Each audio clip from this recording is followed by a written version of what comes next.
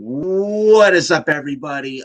It is the Furious Nation YouTube channel right here on YouTube. This is your SmackDown review from last night, September the 18th, 2020. I'm Nick Fury. This is the creator, and I'm the creator of the Furious Nation YouTube channel right here on YouTube. And Adam, I want to get your thoughts on SmackDown. I thought it was not a good show last night. Definitely not a good show. But hey, they got some storylines going on, and at least some of the storylines, they got something going on. Some storylines going on over there. And hey, at least there's some storylines they have. They're trying. Your thoughts? Well, I'm just in the same camp as you are. SmackDown was a complete waste of time. Yep, absolutely. But hey, at least there's Sasha versus Bayley, finally, after 4 years. Yep. And there's Roman Reigns versus Jey Uso, AJ Styles and Sami Zayn and Jeff Hardy for the IC title, and we're getting Alexa Bliss, possibly aligning with the Fiend. Yes, and the main points with SmackDown last night was one of them being the AJ Styles for Sami Zayn. They had a decent match last night. AJ won with pulling the tights, with the ref not seeing it. So then after AJ won, this was one of the main points during SmackDown last night, folks. AJ fought Sami in a decent match last night on SmackDown. Yeah, it was good. Not great, but good. But then Jeff Hardy was coming out, and he was making a claim. He said he's tired of like the IC title confusion. He wants to put an end to it, and he wants to do that. And they announced a match last night for Clash of Champions coming up pretty soon. A triple threat ladder match for the Intercontinental Championship, pitting Jeff Hardy versus Sami Zayn versus AJ Styles. Man, oh man, is that going to be a good match. This is going to be great. This could be the match that steals the show. And in fact, I'm glad Jeff Hardy came out and said he doesn't want the match at Clash of Champions to be a standard triple threat match. I'm glad Jeff did that. And when he brought a ladder and a table out, I thought they were going to make it a TLC match, man. Imagine that. But the ladder match is just as good as well. Right. Jeff Hardy in the match that he invented back in the 90s, that he made famous in the 90s. Yep, him and his brother, Matt. Yeah. Even with TLC with the Hardys and the Dudleys and Edge and Christian back in the early 2000s. Some classic stuff there. Back in 2000, yeah. SummerSlam 2000 and WrestleMania 17 in Houston. Yeah. In 2001. Awesome. Really, really awesome stuff. I'm actually interested in that match. I'm more interested in the match. In fact, that could steal the entire show at Clash Champions. Hell, I think it's going to be even better than the U.S. title match at Clash of Champions. What have they even announced the U.S. title match yet at Clash of Champions? Nope. If they're going to announce a U.S. title match, it's going to be Bobby Lashley versus Apollo Crews. And who wants to see that? Nobody. Not me. Bobby Lashley's easily. If it's Bobby Lashley versus Apollo Crews, but you've given away the result. Bobby Lashley is going to win. He wins by default if that's the case. Yeah, sure. Yeah, because Bobby Lashley is going to lose the U.S. title after he just won it. Yeah, sure. Yeah, sure. Yeah. It's or like Bobby Lashley, Mustafa Ali. You think Mustafa Ali's going to win against Bobby Lashley at Clash Champions? Yeah, right. I love Mustafa Ali, but he stands no chance against Lashley. The last time they fought each other was in a 10-minute squash with Bobby Lashley winning via full Nelson. And Mustafa got no offense in the match for Mustafa either, too. Yeah. No offense. What else do we have at Clash of Champions? We have Roman Reigns versus Jey Uso. Should be interesting. At least it's something new. But it doesn't make any sense at the same time since Jey Uso hadn't appeared on one episode of SmackDown since his brother Jimmy got injured. And no, the karaoke segment that he appeared on with the women does not count. Nope, not at all. And Jey Uso's a tag team wrestler with Jimmy Uso with the Usos, too. Easy challenging for the World Championship. Like, you have a list of guys who can challenge Roman Reigns in a filler match for Clash of Champions, and you're going with Jey Uso. Exactly. When we all know he's losing. But it should be a good match with Roman at Clash of Champions, but we all know Jey Uso is losing. We all know he's losing. Yeah. And the match may not make sense, but hey, this is Clash of Champions, a filler pay-per-view. You got to have a filler match, but hey, like at least Roman and Uso, you know, as much as it doesn't make sense, I'm going to give it a shot. And it's something new. It's something different. It's something fresh. It's a new match. It's a new one-on-one match. Exactly. It's like, and then you look at Drew McIntyre, Randy Orton. Compare that to Jey Uso, Roman Reigns.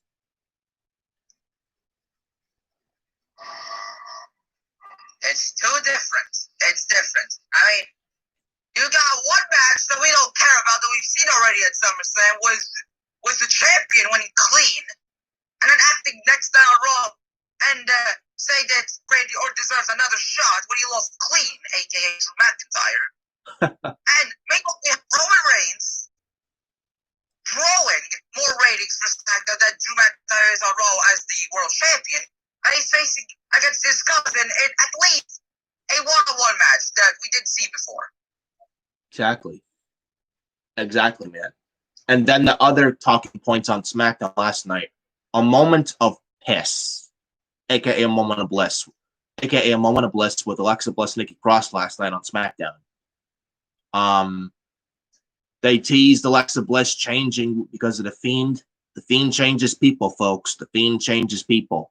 And I wish he changes Vince McMahon in that instance. I wish he changes Vince McMahon to write a good show on the Monday and Friday. Yep. And I wish he changed Nikki Cross too. Lexa.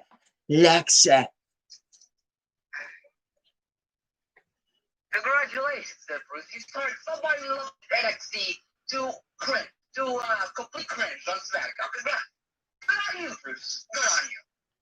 Yeah. I'm still wondering what the fuck Naomi was on this show. Still wondering what the fuck Naomi is. And why do we get Lacey Evans on here and not Naomi? My God. Like, where's Naomi? Bruce? Clown.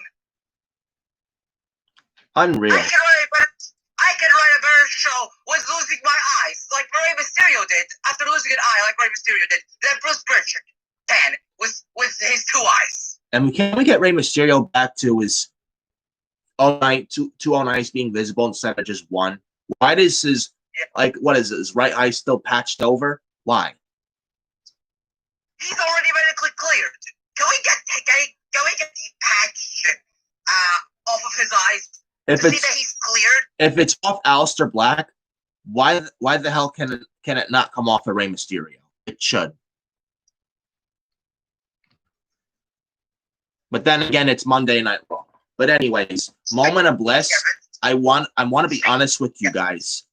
Alexa Bliss. I want to talk about Alexa Bliss. This is the first time in 3 years since 2017.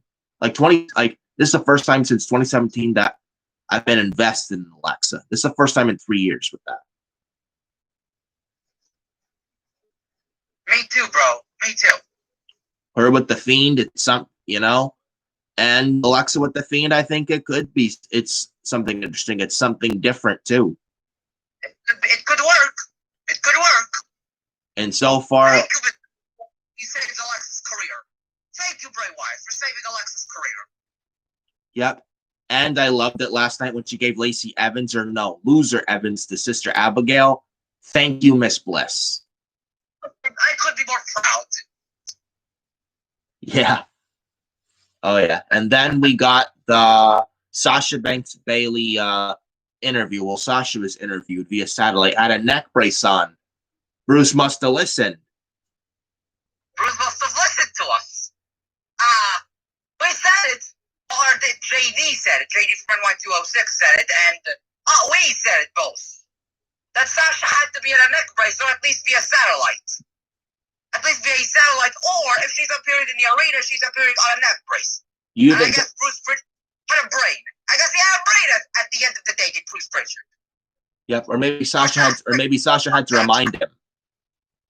Yeah, because Bruce Pritchard is always forgets that he's busy in catering, eating some cheeseburger to increase his weight.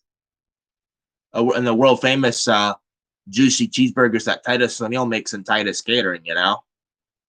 Titus is known for his world famous extra juicy cheeseburgers. You take a bite in them with the brioche bun, man, does it melt right in your mouth, and oh, so good. How could you turn it down? You know, I could go for a burger any day of the week, man. You put cheese on a burger, make it a double, put some bacon, some pickles, some lettuce, some onion rings. You put ketchup, mayonnaise, barbecue sauce. You're good to go. Put some hot sauce on there, peppers or green bell peppers. Oh man, you're good to go, man. Delicious. Bruce Pritchard loves cheeseburgers, so he wanted to go to Titus and cater earlier today. Yeah. And don't forget Titus O'Neil's world famous sea salt fries too. Better than Wendy's, by the way. Talking about a Sasha Banks segment. Yeah, literally. Anyways, though, moving on though. So Sasha Banks, and you mentioned even the DJ Storms yesterday that they had to do something with the via satellite and a neck brace. Yeah, and we had our worries and concerns going into this last night.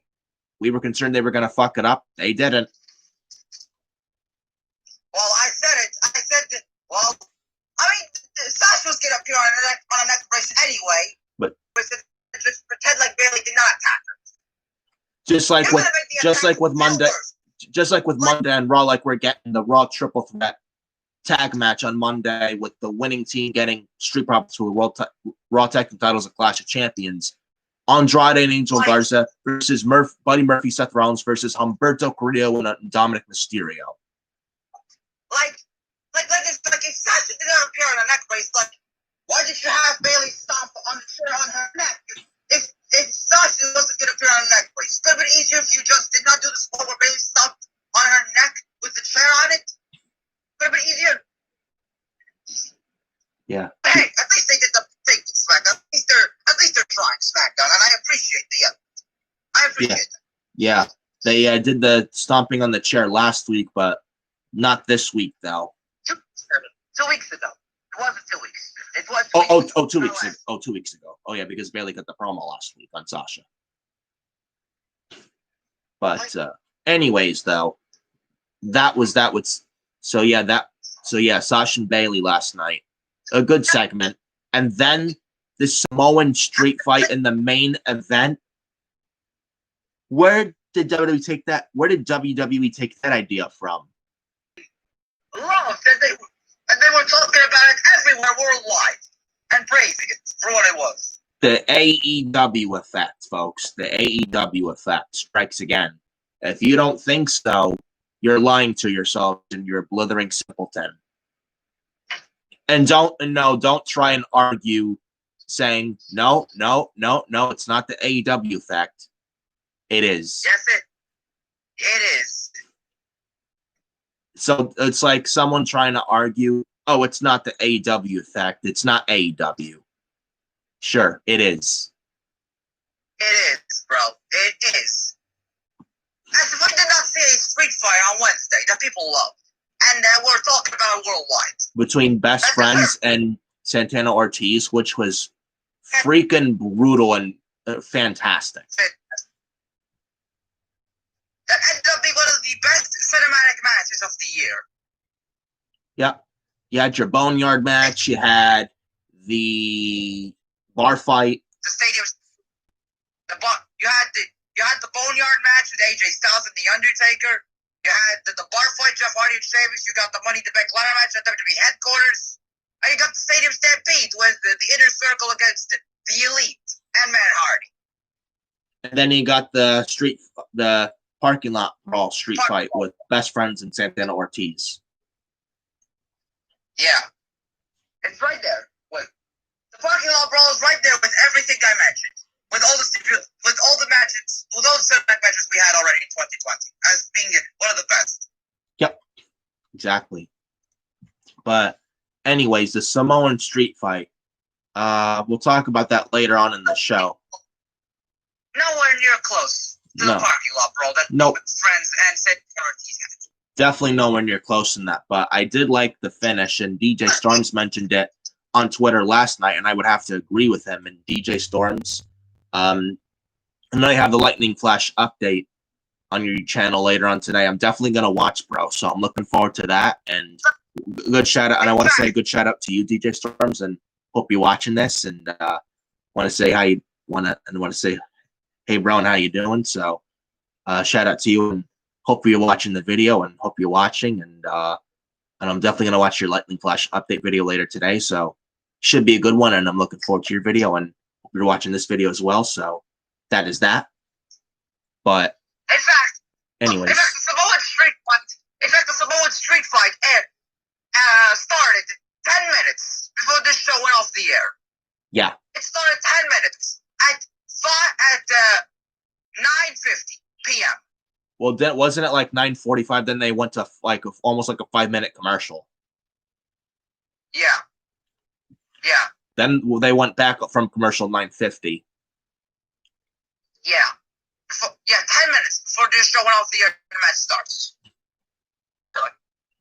This is how you treat your main events on SmackDown. Airing a match 10 minutes before the show is over. Yep, literally.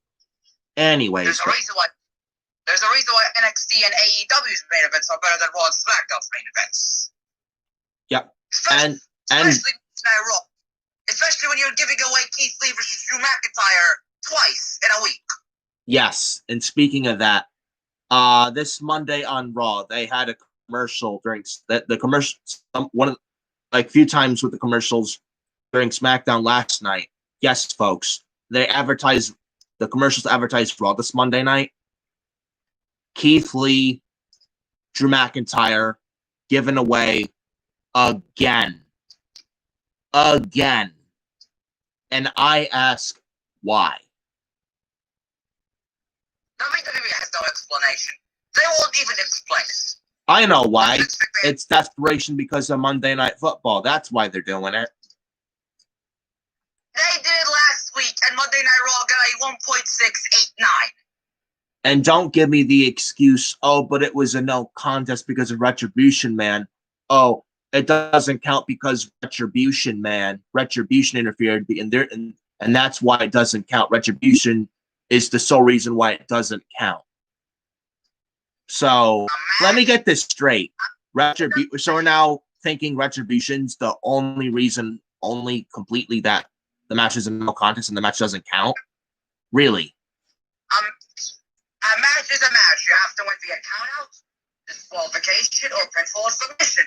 Or there's a no contest in the match. So the match counts. And the ending counts.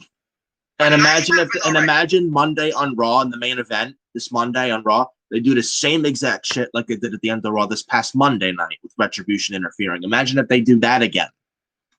Oh, really? So Retribution is the reason why the match ended in a no contest and why the ending doesn't count. In fact, then why did Monday Night Raw got a 1.689 million viewership on Monday? Man, oh man, I guess the Stacked Raw worked Monday, huh? Yeah, sure. Sure it did. Sure it did. Yeah, they want to do the match again. Since it's a no contest, the ratings will go up. Yeah, nice job there, WWE. Nice job there, Vince McMahon. Nice job there, Kevin Dunn. Nice job there, Bruce. Yeah, I'm sure giving away Mickey and Asuka Monday and Raw, man, that helped the Raw ratings, right? Yeah, right. Yeah, right. Humberto Carrillo's on Monday Night Raw. Really? Let me repeat this for all the people who forgot. Humberto Carrillo lost 66.7% of his matches in 2020 alone on TV. Yeah, and speaking of which, another match that also had two more matches advertised for Raw this Monday night. Baba Kato versus Braun Strowman, unfortunately, on Raw Underground, or Raw Failure Ground, as you would call it, Adam. And then a triple threat tag team match. The winner, go ahead. In fact, DJ Storms said it to me. That's it. I should do Raw Failure Ground as a hashtag. And we should all do Raw Failure Ground as a hashtag. And it's like they're using Strowman, Aleister Black, and Owens now for Raw Underground. Why is that? Because they know it's failing. They know Raw Underground is a failure, and they want to use the main roster talent to make it work. And it's failing, still. It's blown up right in their face, as a matter of fact, in my opinion. And it shows. Yeah. Definitely shows. So Baba Kato versus Braun Strowman on Raw Underground this Monday on Raw, unfortunately, before you get to the next thing, Adam. The third match announced for Raw this Monday night. Triple threat tag team match. Listen to this. Listen to this. Triple threat tag team match this Monday on Raw. Winner gets the Street Profits in the Raw Tag Team Championship match at Clash of Champions. Seth Rollins and Buddy Murphy versus Angel Garza and Andrade Cien Almas versus Humberto Carrillo and Dominic Mysterio. Logic gap galore, I'll tell you. Where are the Hurt Business? Where are the Hurt Business? Why are Cedric and Shelton not in this thing? Really? You got a legit stable with the mouthpieces and technical wrestlers and heavyweights and cruiserweights. And the stable you're not rewarded two-fourths of them with a tag team title shot? It's beyond Seriously. me. How is Shelton Benjamin and Cedric Alexander not challenging for the tag team championship? Like, Bobby Lashley is the U.S. champion already. You know, there's no reason for him to challenge for the tag team titles. Why can't you give Cedric Alexander and Shelton Benjamin the gold on Monday Night Raw? Why is his father Rey Mysterio not tagging with Dominic Mysterio in this thing? Why? What? Yeah. Humberto Carrillo. When was the last time he was even on this show, Monday Night Raw? When was the last time he was even on Raw? And when was the last time he even won a match on Raw? Better yet. In fact, the guy was losing. The last time he appeared, he lost. And I managed to get Seth Rollins before Extreme Rules. Before he faced Rey Mysterio. Yep. Seth Rollins, Buddy Murphy. Didn't they break up last week the same thing with Angel Garza and Andrade? Cien Almas? Yeah. Yeah, but we're supposed to forget about that one, right? Vince, we're not stupid. We saw what you did on Raw Monday night. We're not dumb. So don't pretend. So it's like they break them up both. So Andrade Cien Almas and Angel Garza, they break them up last week, and then they break up Murphy and Rollins last week. And it's like this. Then it's like, it never happened. Forget that never happened. That didn't exist. We saw what you did. We're not blind. We saw what you did, Mr. This insults our intelligence. Yeah, but they expect us to pretend as if nothing happened. Yeah, sure. Yeah, sure. And imagine someone saying, "Oh, but that doesn't matter, man. Oh, it's enough. Oh, it's nothing, man." Really, you must like your intelligence you must like your intelligence insulted. But so you love having your intelligence insulted. You love mediocrity. Ridiculous. Raw, full of logic gaps, and expect Raw this Monday to be yet another shit show. This show will be just as bad as the previous 4 weeks. Yeah, and Raw just continues to get worse and worse. And they will continue to get worse until Vince McMahon is gone. That show is garbage. I don't know how anyone can sit there and praise Raw and give it a pass. Awful. But anyways. Yes. Yeah. Speaking of said clown, speaking of clowns, Braun Strowman. How bad does it look after all the work they did with him as Universal Champion, and now look at him. Now look at him. And that outfit he's in, it looks ridiculous, man. Have you, like, it looks like he stole the outfit from the Hardy Boys, from Matt and Jeff Hardy. He looks completely awful and ridiculous in that outfit. He looks like a clown in that outfit. He looks awful. He looks awful. Like, is he out there being a lumberjack hunting wood for Kevin Dunn, or is he in a wrestling ring I can't tell. Come on. Oh my God! And now look at him. He goes from Universal Champion for 5 months to dancing in his underwear, black underwear, like a cock. And now he's on Raw Underground, pretending like he was not the Universal Champion. And you'd think that Mr. Strong would be like, I lost the Universal title at SummerSlam. I'm going to go after Roman Reigns. Nope. What does Braun Strowman do? Oh, that's right. He becomes the pussy monster, and Roman Reigns, he admits defeat to Roman, and now he's on Raw Underground. Forget about the monster among men. Braun Strowman's not the monster among men. Braun Strowman is the failure among men. The failure among men. Another thing among men. The pussy among men. Do you know who the real monster among men is? Lance Archer. Brian Cage and Luchasaurus. Tony Khan apparently Tony Khan knew Braun Strowman existed in WWE, so he wanted to create his own versions. His own version of Braun Strowman, but not one Braun Strowman, but 3 versions of Braun Strowman, but much better versions of Braun Strowman than the actual Braun Strowman. The real monster among men. And Lance Archer, Brian Cage, and a Luchasaurus. Exactly. All 3 of those guys combined are better than Strowman. I'm like, they should be getting the nickname, the monster among men. Legitimately. Strowman, he ain't no monster. Forget about the, what's Lance Archer's nickname in AEW? What's his nickname? Yeah. The Mohawk Monster? Yes, the Mohawk Monster, yeah. Forget about the nickname. He should be called the Monster Among Men.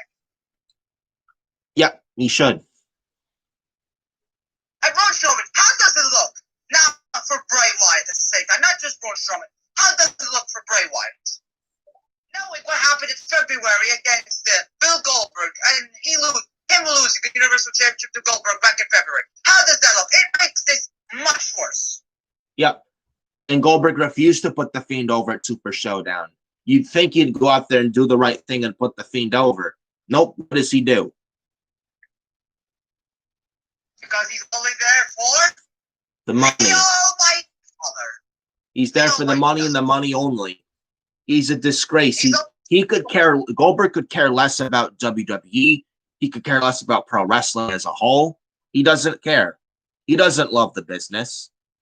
He doesn't love the business. Then why is he here? Why is he even there in the first place?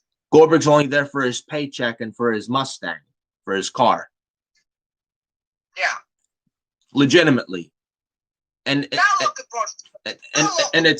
And like I said, it's like you'd figure Goldberg would do the right thing. No, what does he do? He's like, Vince, I can't lose to this fat guy in a creepy clown mask. If I do, my image is going to be forever tarnished forever and ever for all the little kiddies out there that think that I'm a major superhero if I lose. Oh, really? What image he's protecting? What image? His image is already tarnished because he made himself a quitter in 2004 when he left after his match with Brock Lesnar. And man, oh man, WrestleMania 20, Brock Lesnar with Goldberg, one-on-one with Stone Cold as the referee. Man, oh man, was that a great match, right? Yeah. It was great, so much so that the people were chanting, na, na, na, na, na, na, na, na. Hey. Goodbye. And in fact, Madison Square Garden at WrestleMania 20 in New York City couldn't wait for Austin to stun both Goldberg and Lesnar. Which he did at the end. And everybody were rejoiced. Absolutely. But yeah, Braun Strowman, Universal Champion, to dancing in his underwear like an idiot, then to Raw Underground. How bad does it look now that they did all that with Mr. Strowman? And he was the Universal Champion for 4 months. Just let that sink in. How bad does it look now for not just Braun Strowman, how bad does it look for Bray Wyatt? Yep. Makes it worse. Makes his situation with Bill Goldberg with Super Showdown in Saudi Arabia that much worse. Because you took the title off of him to point out Strowman, when it should have been Roman. And Roman knew. He didn't want to work there, so he gave way for Strowman to be the champion when did not even want Strowman to be Universal Champion, and now look at Braun Strowman. What's his reign worth? And we're all continuing to wonder. Why you take the title off of Bray Wyatt if this was the best you could have done with Braun Strowman as the Universal Champion. In fact, I even read a report. I even listened to JD's review saying according to Sportskeeda, that if Roman did not come back at SummerSlam, then Braun Strowman was still going to continue feuding with Bray Wyatt. No, I didn't read this yet. You're serious, right? JD said it in his review. He said it that wow. that review was a surprise, and he said that according to Sportskeeda that if Roman did not come back at SummerSlam, that WWE would have continued the Bray Wyatt and Braun Strowman feud for the Universal Championship on SmackDown. Thank God Roman Reigns came back at SummerSlam, man. Roman Reigns, thank you. We should owe Roman Reigns a celebration for Roman. We should owe a thank you to Roman Reigns. Thank God Roman came back at SummerSlam, man. And my God, imagine if he didn't come back at SummerSlam and we get more months as Strowman as the Universal Champ. My God. I could not sit through that. God. Imagine how much worse this could have gone if Roman did not come back and we still had Braun Strowman versus Bray Wyatt at Clash of Champions or at Hell in a Cell for the Universal Championship. Imagine that. Awful. In fact, Roman Reigns is our savior. Roman Reigns all alone just saved SmackDown based on his return alone at SummerSlam. And yet people want to say, oh, Roman back on TV, it's a bad thing, and it's bad for SmackDown, it's a bad thing, and he's going to make it worse, and he's a ratings killer. Really now? Really now? Really? Then why Braun Strowman as Universal Champion had SmackDown accumulate 5 of the lowest ratings since the move to Fox 5 different times in one single year since the move to Fox. And Braun Strowman, one of the worst world champion of all time and in WWE history, outside of 2 guys, folks. Jinder Mahal. Yep. Oh no. Oh, sorry, guys. I meant to do this. Not sorry. My bad, guys. The worst Universal Champion of all time is Braun Strowman. Only the 3rd worst WWE World Champion of all time. The number 1 spot is taken by the Great Khali, and number 2 is Jinder Mahal. Yeah. Yep. But anyways, guys, hold on, Adam. Sorry, guys. I didn't mean to do. Hold on. Hold the thought, Adam. Hold on. Sorry, guys. I meant to do this with Great Khali, Jinder Mahal as the worst world champs next to Strowman. We're the worst world champions. I meant to do this with that, not this. I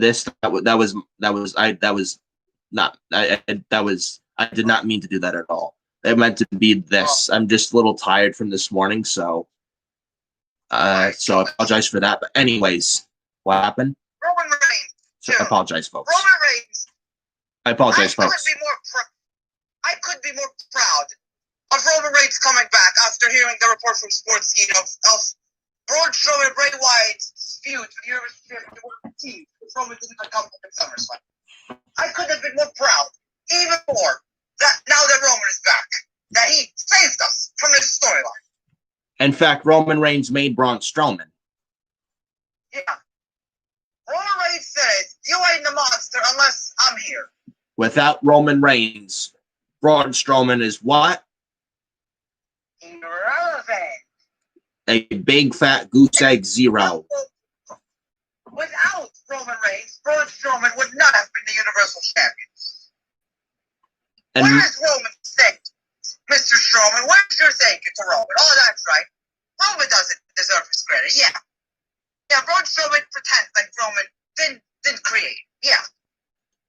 Maybe that's why he's headed to Raw and Raw on failure ground instead of facing Roman. This speaks to me that Braun Strowman admits defeat. Or that he doesn't care. This speaks to us that Braun Strowman admits defeat. He admits failure to Roman Reigns. He admits he's a loser. to Roman Reigns. That every time that he knows he's losing. We all knew if Roman stepped in the ring with Braun Strowman one-on-one for the Universal Championship, he knows Roman Reigns is going to beat him. So he wants to take the easy way out. Like a pussy. Yeah. And then he wants to act as if he was never the Universal Champion. Makes you believe WWE did not even want Braun Strowman to face Bill Goldberg in WrestleMania. Makes you believe that they didn't even want Strowman to be the champion to begin with. Exactly.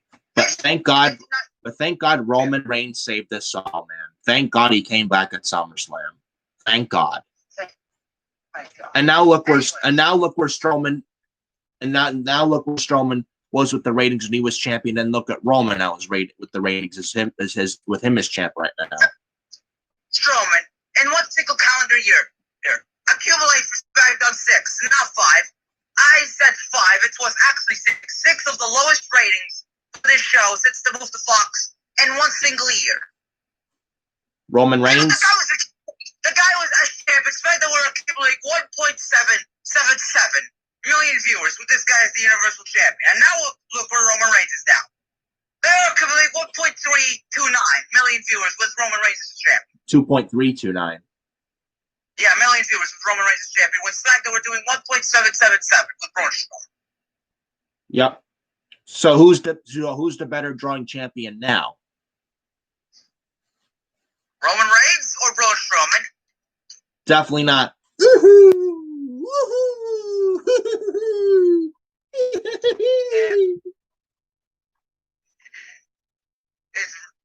Reigns is the bigger draw than Braun Strowman, of course. Absolutely. But anyways, the Samoan street fight, not even close to the parking lot street fight on AEW Dynamite this past Wednesday, not even close to that. But I did like the ending with Roman Reigns smiling. And then it was this. Back to that cold look like Roman's going to kill someone. Jey Uso, I like it, but Roman's beating your ass at Clash of Champions. Yeah. The percentage of Jey Uso becoming Universal Champion are the same percentage of Kevin Dunn fixing his teeth. 0. Yep. The look of Roman at the end of SmackDown last night on Fox is the look of Roman beating your ass and Roman Reigns just going out there and murdering you in that ring. Yeah. Just Roman going out there and kicking ass and just destroying you in that ring.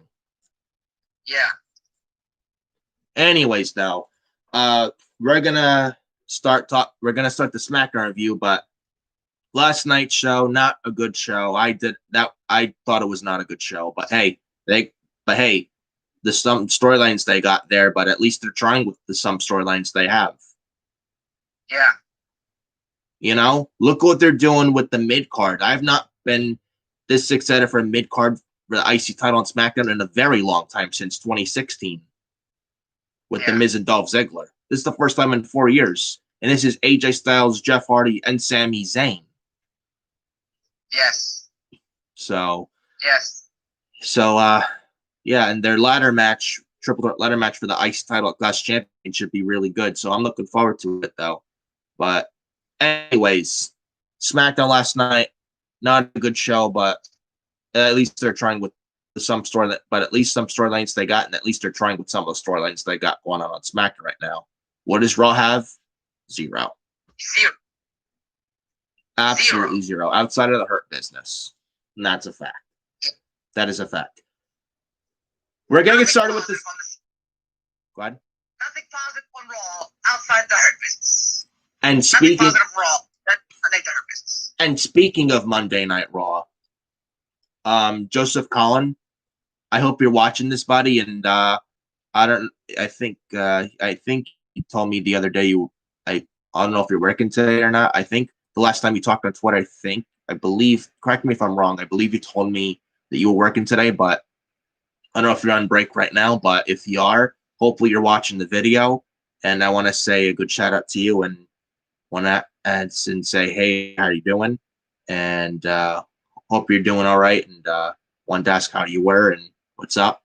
And hope you're watching the video, and a good shout out to you. Hope you're watching. Hope you're watching, buddy. Yeah. Hope you're watching, bro, and my friend Joseph Collin. But anyways, yeah, Joseph Collin. But yeah, anyways, Joseph Collin and his Big Fight Feel YouTube channel this Monday on Raw. Want to tell Adam? Yeah. Yeah, I'm going to be on his channel. I'm going to be his guest on Monday Night Raw review, where what will surely be another disastrous episode of Monday Night Raw that we cannot wait to shit on. And I can't wait for you and Joe to shit all over Raw Monday night. It's going to be great. I can't wait. I am certainly not going to miss it. Yeah, because Monday Night Raw is hot garbage every single Monday. Yep. And it continues to do so. It will forever continue to do so until Vince McMahon is no longer running the show. Facts. Nothing but the facts. But this is your SmackDown review. I'm Nick Fiore. In case you guys are, if this is your first time watching this and first time viewing this channel, I'm Nick Fiore. And this is the Fiore's Nation YouTube channel right here on YouTube.com. And this is Adam with me. We're going to review SmackDown here from last night, from September the 18th of 2020. This is Adam, by the way, guys. He's also on Twitter. Good guy. Yeah. And that's that. Now, before we get started with this, go ahead. What? Well, I'm a good guy, but I'm not a good guy when the WWE kills and these corporate puppets from WWE and those toxic fan base come at me with excuse. Yeah. Because they know I'm too truthful. Yes. We are too truthful. Exactly. We're always truthful, and I don't sugarcoat. And I don't sugarcoat on this channel. When I see something good, I see something good. I see something bad, I'll call the company out on it. I don't sugarcoat. You don't sugarcoat. I don't sugarcoat. Adam doesn't sugarcoat. We call it like it is. Yeah. When we see a bad show, we see a bad show. When we see a good show, we see a good show. Yeah. You know, we don't kiss up. We don't do any of that. We don't drink the Kool-Aid. We don't do that here. But yeah. But we call it like it is, and we're always truthful. We're always honest. So that is that. But anyways, man, before we get right started with the SmackDown review, remember to hit the like button for this very video. Remember to hit the subscribe button as well for this very video. And remember to hit the bell for all notifications when it comes to the videos coming from this YouTube channel. So if you subscribe, so remember to subscribe to the channel, and remember to hit that bell for all notifications, and remember to hit the like button as well. Follow me on Twitter at FioreNick579 on Twitter. Follow Adam on Twitter as well. He's also on Twitter, and he's also on Instagram and Facebook. So with Facebook, you can add me as a friend on Facebook if you like. You can add Adam as a friend on Facebook if you like. You can follow me on Instagram at Nicholas Fiore 2014. And you can follow Adam on Instagram as well. He has Instagram and Twitter. So remember to follow Adam on Twitter, Instagram, and Facebook. Facebook, you can add him as a friend if you like. Me as a friend. Yes. You can add Adam as a friend if you like on Facebook. Same thing with me. You can add me as a friend. You can add me as a friend on Facebook if you like. It's not required, but the option's always there if you want to do so. And that is that as far as social media platforms to follow is concerned. So let's get started. SmackDown review last night opens up with the dirt sheet. Now, I want to be honest with you guys. I was finishing up making pizza for dinner last night, and I missed this first segment. And to be honest, I'm glad I didn't watch this. Because it was fucking awful. The Miz and John Morrison are so cringe. Can we please break them up in the rumored draft in October and keep Morrison on SmackDown but send the Miz back to Monday Night Raw? Please. But you'll get the green. Oh, but you're breaking up more takings, man. Who cares? They've been teasing the split already for about, what, 3 months? 4 months? Yeah. Even back in 2007, 2008, they may have been good back then, but that was then, and this is now. This isn't 2008 anymore. This is 2020. That was 12 years ago. Yeah, this isn't Miz and Morrison from 2008 when they were the WWE and then the World Tag Team Champions. This is 2020, and it's not. They're not even close to what they did 12 years ago. And their funny jokes or their comedy stuff that may have worked back then, not today. Yeah. That's their stuff back then is not going to work anymore today. Yeah. A lot of it won't. And Morrison is a much different person now than he was back then. This isn't the Morrison from ECW in 2008 whatsoever. Can we just please break up Miz and Morrison with the rumored WWE draft for this October next month? Can we please break up the Miz and John Morrison by sending the Miz back to Monday Night Raw? Also, correct me if I'm wrong. Another thing I want to bring up. Correct me if I'm wrong. Is like Fox and USA Network are rival TV companies, correct? And isn't the Miz a USA Network guy to begin with not only Miz and Mrs., but Cannonball as well?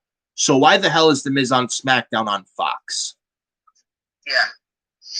By the way, Cannonball and Miz and Mrs., I tried watching, well, it was for each of those two shows. I tried watching each of those two shows months ago, and bored me to tears. Have you ever watched Cannonball or Miz and Mrs.? No, I didn't. I don't even bother watching it. Yeah, I watched one episode of each months ago. Almost fell asleep. It bored me right to tears. Yeah.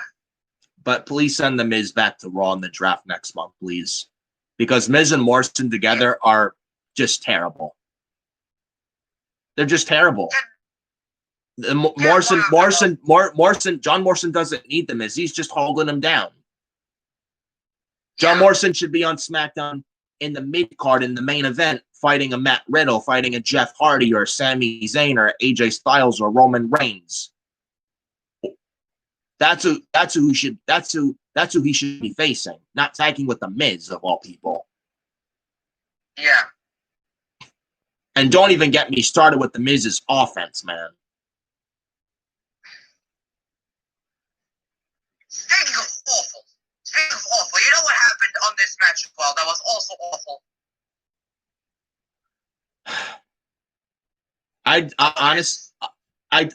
Honestly, guys, I did not even watch this. I had to miss it, and I'm glad I missed the segment. The Miz was embarrassed because Otis grabbed his pants and he took it off of the Miz. Yep. And it's like with this Dirt Sheet segment that opened SmackDown last night, Miz said that he didn't get Mandy Rose traded to Raw to help Otis. Not Otis. He said he got Mandy Rose traded to Raw to help Otis, not out of spite. He said Rose was a distraction. Well, Mandy Rose is hot. Want to get distracted by her. And what did Mandy Rose call her? Because we want to talk about this as well. Yep. Yeah, they called her, gosh, I forget what it was. I knew what it was.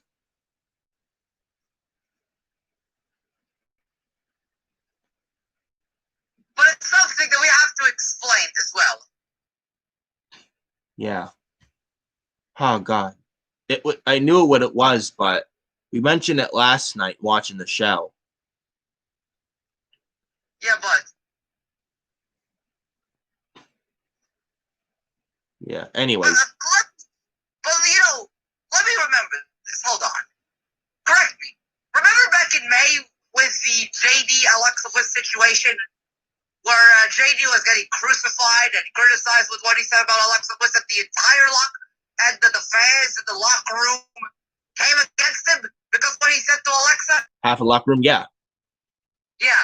What was this on Miz and Morrison? Yet it's okay to give John Morrison and the Miz a pass when they called something about Mandy Rose on SmackDown. Yeah, wasn't it like a slut? Yeah. But JD gets half the people, half of the locker room criticize him for what he said about Alexa, but nobody is defending Mandy Rose that it's okay to give Miz and Morrison a fucking pass. Yeah, I think they called her something like a slut or something like that. Yeah. Yeah, they called her that, yeah. Yeah, I think it was something like that. Miz Morrison, even if it's scripted, even if they were scripted to say that, or it doesn't matter. When was the hate of JD on Miz and Morrison? Yeah, but it's okay to defend Alexa, but it's okay to say nothing to Miz and Morrison. It's okay to criticize a podcaster for a joke, but it's okay to give their wrestlers, their employees a pass. Yeah. Either they are fucking brainwashed by this company, or they don't know any better, and they are fucking puppets.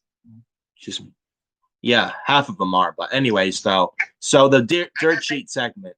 Hold on.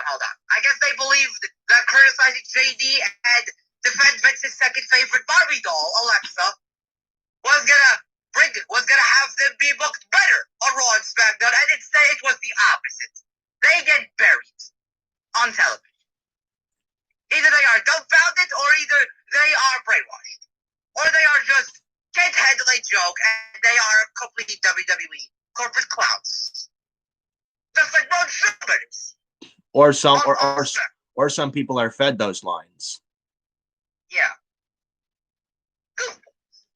Anyways, but that was half the locker room. But anyways, dirt sheet segment. Miz says he didn't get Mandy Rose. He says he got Mandy Rose traded to Raw to help Otis, not out of spite. Says Rose was a distraction. Now Otis can focus on cashing in his Money in the Bank briefcase. The Miz then says Otis should just move on because he's sure Mandy Rose already has. Moved on. Otis then runs down to the ring and attacks Miz and Morrison. And then Otis was pulling down Miz's pants when you see his underwear. This segment was terrible. I didn't watch it, and I'm glad I didn't watch it, and it was awful. Seeing it on Twitter, it was bad. Oh my God! At least the Miz was not worse, and his observation was at least. Yeah, at least he didn't dance around like Strowman did. Yeah, I think he was furious that his pants were taken off. Braun Strowman, forget about it. He's a complete utter goomless puppet. Yep. Legitimately. Yep. Embarrassing. This segment was embarrassing. Absolutely. Then we go to backstage. John Morrison says the Miz shouldn't have made Otis angry. He's like the Hulk. You won't like him when he's angry. Then Miz pulls out his cell phone and says this is all part of the plan. Which we'll get to later on with this review. But Otis, can we take the briefcase off him, please? Do you even realize that he's Mr. Money in the Bank? In fact, can we bring back the black briefcase that Edge, Rob Van Dam, and CM win at WrestleMania at 21, 22, and 24, 25? Can we get that briefcase back for WrestleMania matches and the opening match? Yeah, legitimately. And it's like, what has Otis done with the briefcase? Nothing. And is the guy even ready for main event level? No, he's not. Look, we love heavy machinery. We love Otis, but seriously, see, why give the briefcase to Otis? The guy is the worst money in the bank briefcase holder of all time. Is Otis. The most unexpected winner was Otis. Will anybody even remember for about a year or 2 or 5 years? Will anybody remember that Otis was Mr. Money in the Bank when they mentioned a list of Money in the Bank briefcase winners? Yeah, it's like just get the briefcase off Otis, give it to AJ Styles or John Morrison. They completely devalued the briefcase. There is no one good holder of the briefcase since Seth Rollins in 2014, and no one great cash-in to become a champion since Dean Ambrose in 2016. Yeah. The last 2 briefcase holders that were actually good were Seth Rollins and Dean Ambrose / Jon Moxley. Yeah. And became the world champions after that. They became WWE champions by cashing in. One at WrestleMania and Seth Rollins back at WrestleMania 31. And then the next year, Jon Moxley went to briefcase and then he cashes it in 50 minutes after he won it. In the same night. 50 minutes after he won it. Yep. Yep. Just get the briefcase off Otis and give it to AJ Styles or John Morrison. That's all we ask. They should have given it to Aleister Black. Or Aleister Black, yeah. They should have given it to Aleister Black or AJ Styles at Money in the Bank. And they instead given it to fucking Otis. Because he was Vince McMahon's favorite. And now look at Otis. I guess Vince McMahon's ice cream with Otis got a little bit stale in the freezer, and then he wants to get a new flavor. Yeah. Ridiculous. Yep. Moving on, though. Gran Metalik with the Lucha House Party with Kalisto and Lince Dorado versus Cesaro with Shinsuke Nakamura. Gran Metalik versus Cesaro in a one-on-one match. Who cares? Decent match. I will say this, a decent match, but yeah. How many times have we seen a mixture of Cesaro Nakamura against Gran Metalik, Lince Dorado, and Kalisto? How many times have we seen this already? You know what they really should do, and what they need to do is Cesaro and Nakamura for the SmackDown Tag Team titles versus Heavy Machinery. Why do we need to see this again? And their fight, Cesaro and Nakamura are fighting the Lucha House Party again at Clash of Champions. Why are we not? Why are we not getting Cesaro Nakamura versus Heavy Machinery for the SmackDown Tag Team titles? Why are we not getting that? Why aren't we getting Gran Metalik and Cesaro fighting over the Intercontinental Championship in the mid-card division after what we've seen tonight? How are these guys not challenging for the IC title? You know, Cesaro and Gran Metalik for the IC title or in the IC title picture would be that would be great. I mean, Gran Metalik, he was facing AJ Styles for the Intercontinental Championship, and it was very good. Like, why can't we get Gran Metalik away from the Lucha House Party and have him challenge for the Intercontinental Championship again? And have Cesaro as well with him in the mid-card division on SmackDown for the IC title. Could you imagine Cesaro versus like SmackDown mid-card for the IC title? Imagine Cesaro in there versus a Sami Zayn or a Jeff Hardy or a AJ Styles. That would be awesome. Why does he need to be in a makeshift tag team with Nakamura? Nakamura, who should also be on his own. Cesaro, guy who should be on his own. Same thing with Nakamura. Why do they need to be a tag team for the sake of being a tag team? And why does Gran Metalik even want to be continued to be made a joke with throwing fucking pinatas with Lince Dorado and Kalisto? They didn't come up against anybody, but nothing against the wrestlers there. But come on, throwing pinatas when you're challenging for the tag team championship, give me a break. You saw the pinatas last night? No, I didn't see a pinata. But if they had a pinata, they would surely eat it on television. But why would I take the Lucha House Party seriously after they were being buried for how many years now? 3 years? Yeah. 3 years they were together being buried. Why would I take them seriously now? Yeah. They're good in the ring, but it's like they need wins. But they're losers right now. They're just another wrestlers on the roster that are just there to fill up 5 minutes of TV time. Yeah. And it's like you can have the Lucha House Party still, but have Metalik do this singles thing with the Lucha House Party when Kalisto and Dorado in the tag division. You could do that. Yeah. Yeah. To be honest, Cesaro should be on his own to go. Same thing with Shinsuke Nakamura. And turn him back babyface too. Him, Nakamura as the heel, feels like everybody else on the roster. Formulaic, stale, boring. An artist that nobody cares about. At least when he was a babyface, people were singing to his theme and he was over. Because of his work in the ring. Yeah, and when him as a babyface, he got over. And then Jinder Mahal happened. Yep. And I'll tell you something. WrestleMania 34, they never ever should have turned Shinsuke heel. Looking back on it now.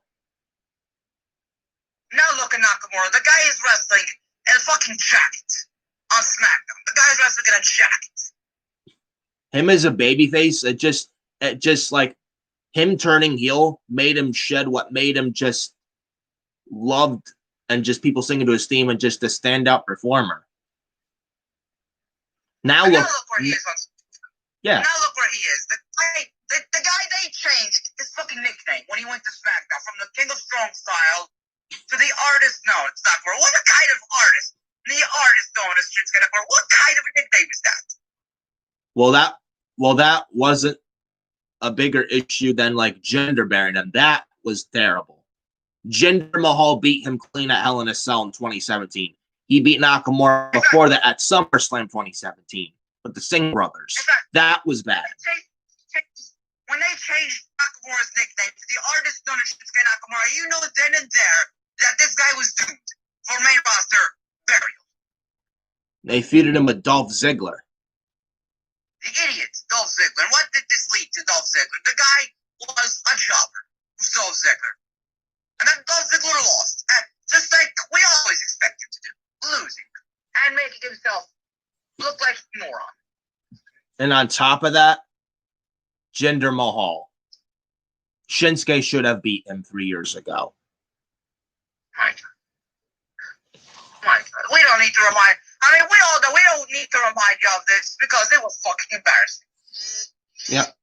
Jinder Mahal in his reign of terror 3 years ago when he was the WWE champion for 6 months. One of the worst world champions ever outside of Strowman and Khali. The worst world champion outside of Great Khali. Outside the Great Khali, Braun Strowman is the third worst world champion of all time. Yep. Literally. But Grand Metalik... Nope, we don't. But anyways, Grand Metalik, Cesaro... It's a decent match between these two, but we don't need to see this again. And Cesaro wins with the neutralizer. There was one spot before that. Grand Metalik does a super hurricane run off the top rope from the side of the ropes. And Cesaro went flying by Metalik. That was a nice spot. Yeah. And then Cesaro runs out of nowhere in the corner to Metalik, running uppercut. Then Cesaro hits a neutralizer. 1, 2, 3. Cesaro wins here. Now, like Grand Met loser house party yet again, but it's like the Lucha House Party can't lose. Also, Cesaro is one half of your SmackDown Tag Team Champions. You can't have. Why would you have your champions lose clean? Well, they had Nakamura lose last week to Kalisto. Did he lose Kalisto last week? Yeah. No. That wasn't Nakamura. That was Cesaro. And then they had Nakamura and Cesaro lose clean on Monday Night Raw to the Cringe Brothers. Terrible. There's a reason why I call Nakamura Shinsuke Jobber Mora. Just for God's sake, look at this big roster run. Does anybody even care about Nakamura? You can thank the failure Raha Jinder Mahal for that. Unfortunately. You can thank Vince McMahon and you can thank Kevin Dunn for why Nakamura isn't where he is right now. And it was that Jinder Mahal and look at.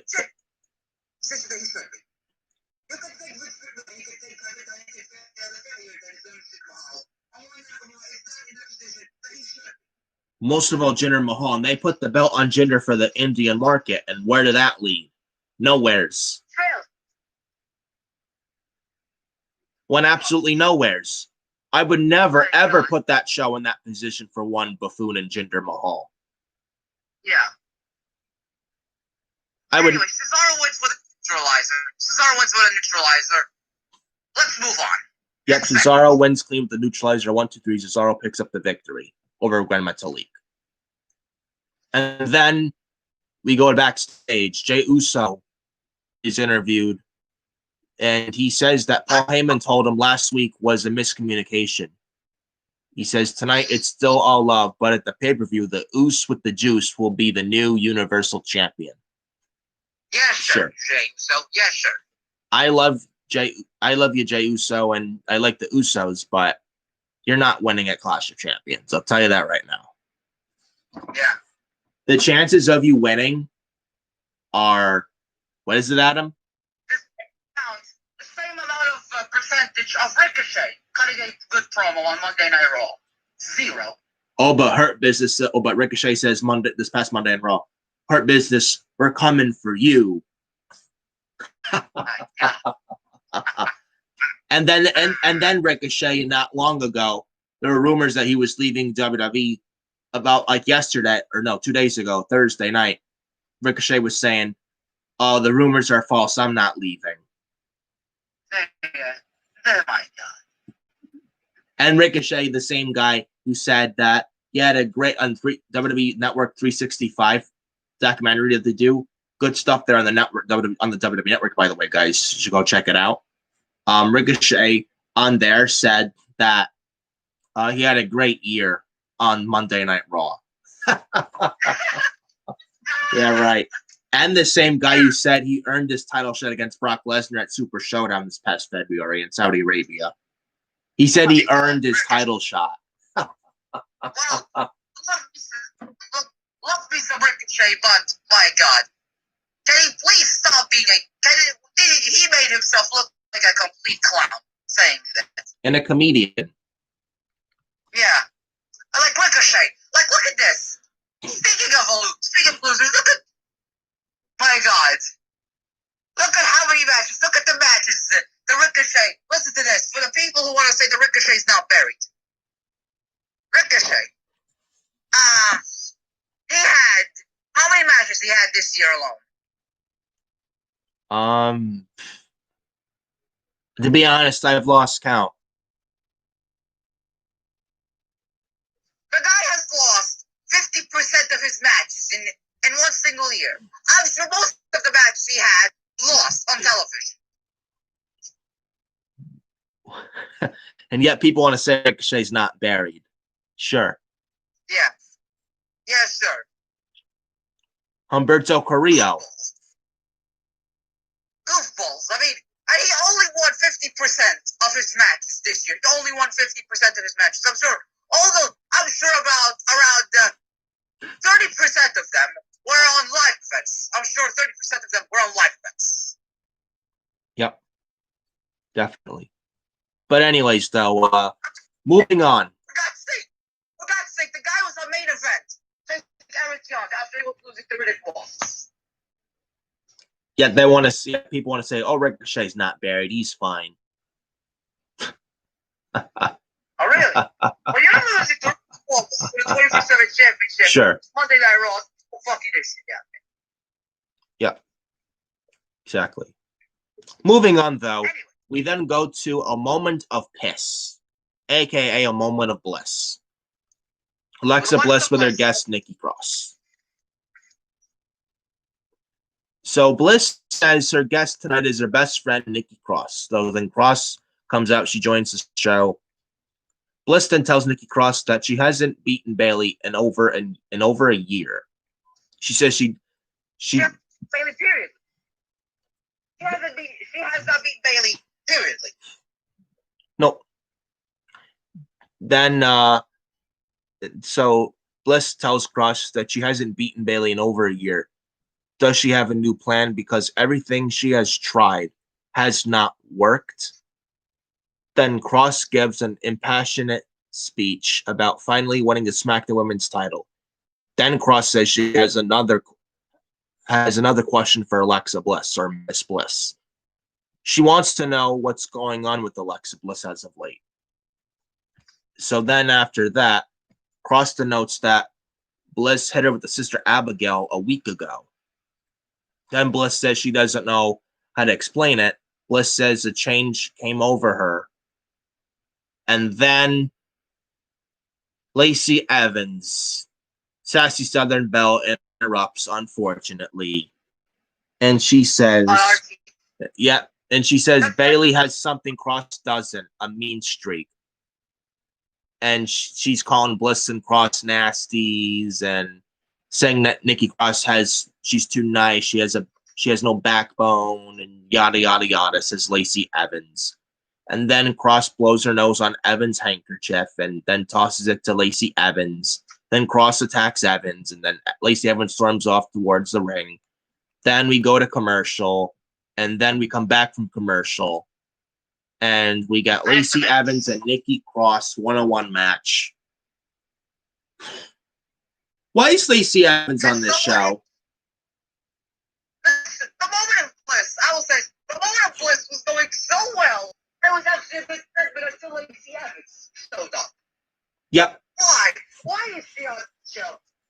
Yeah, like a moment of bliss last night was actually decent until Lacey Evans showed up.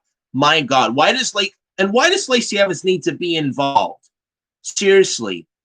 And in fact, and why is she even on this show? Like, you do realize Lacey Evans on this show makes this show from a here to here.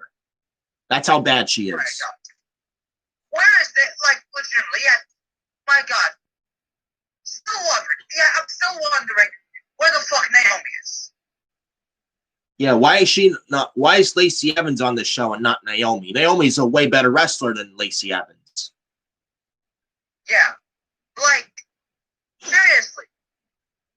And then I know there's going to be some people, oh, but Lacey Evans is hot and sexy, man.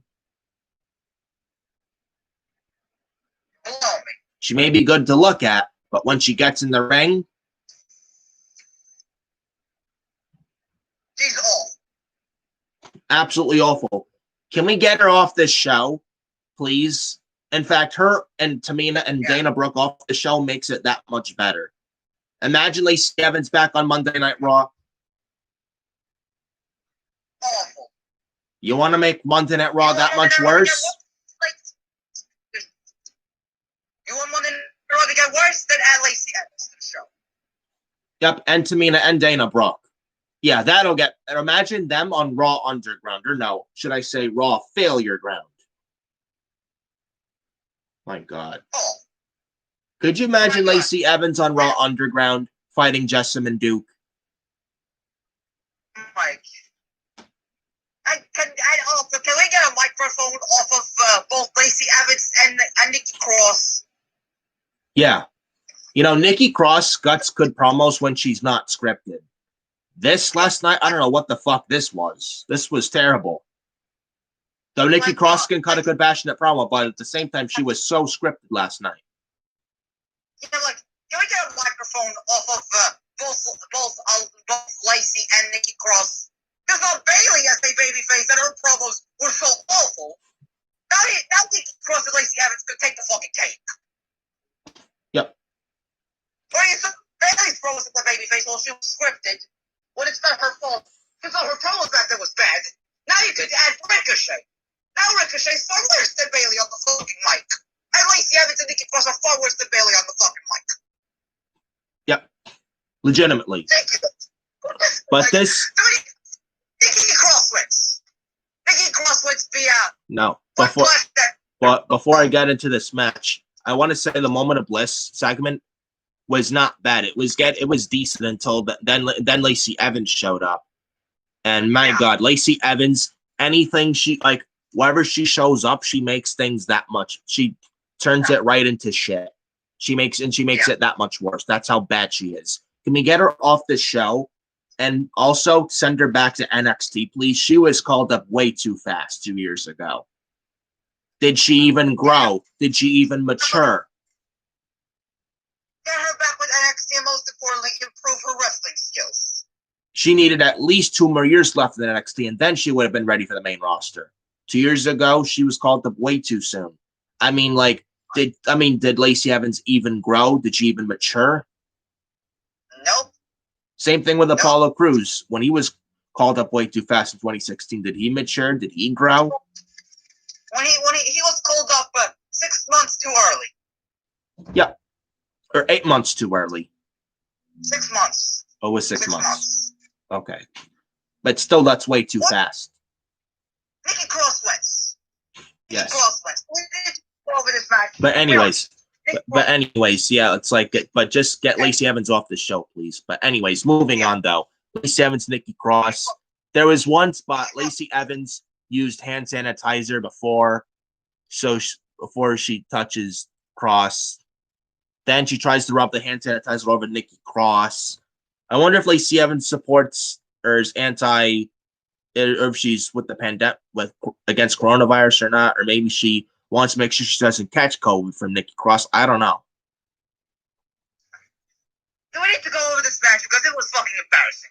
It was. So, and so then it's like she rubs hand sanitizer over Nikki Cross's face, and Nikki Cross snaps, and then she's all over Evans, and she hits the Nikki Cross hits her swinging fisherman neckbreaker finisher from the top from the top of the side rope, top of the ropes, not turnbuckle, but from the side of the top ropes. Hits it on Evans, 1, 2, 3, and Nikki Cross wins. Thank God. Lacey Evans. Well, she is lazy. Lacey Evans is not Lacey Evans. It's Loser Evans. She is like Humberto Carrillo, a loser. Sing it, Adam. A, B, C, D, E, F, G, H, I, J, K. Lacey Evans. But this match, I had my head buried in my phone talking to you during the show last night. I didn't give a shit about this match. This match was terrible. Lacey Evans, anything she's in, she turns right to shit. That's how bad she is.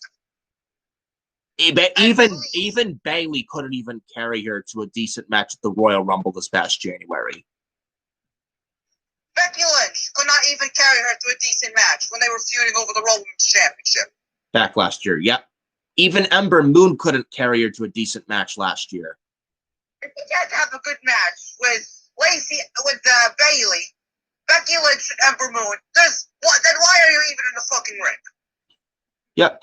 And it's like you watch Lacey Evans in the ring, it's like, have you watched her in the ring lately? Like she's more concerned about her makeup and her purse than getting in the ring and wrestling. It's like she's so scared to take a bump.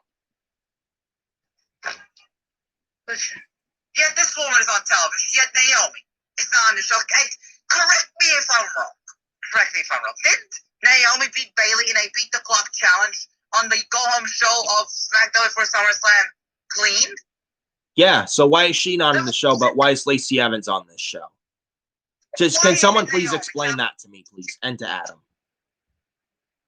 Then why isn't Naomi challenging for the Women's Championship? Because she beat the champion clean, and in WWE's eyes, whoever the champion loses to somebody clean on television, then the champion has to defend the title at the pay-per-view or sometime against the person who you lost to on television.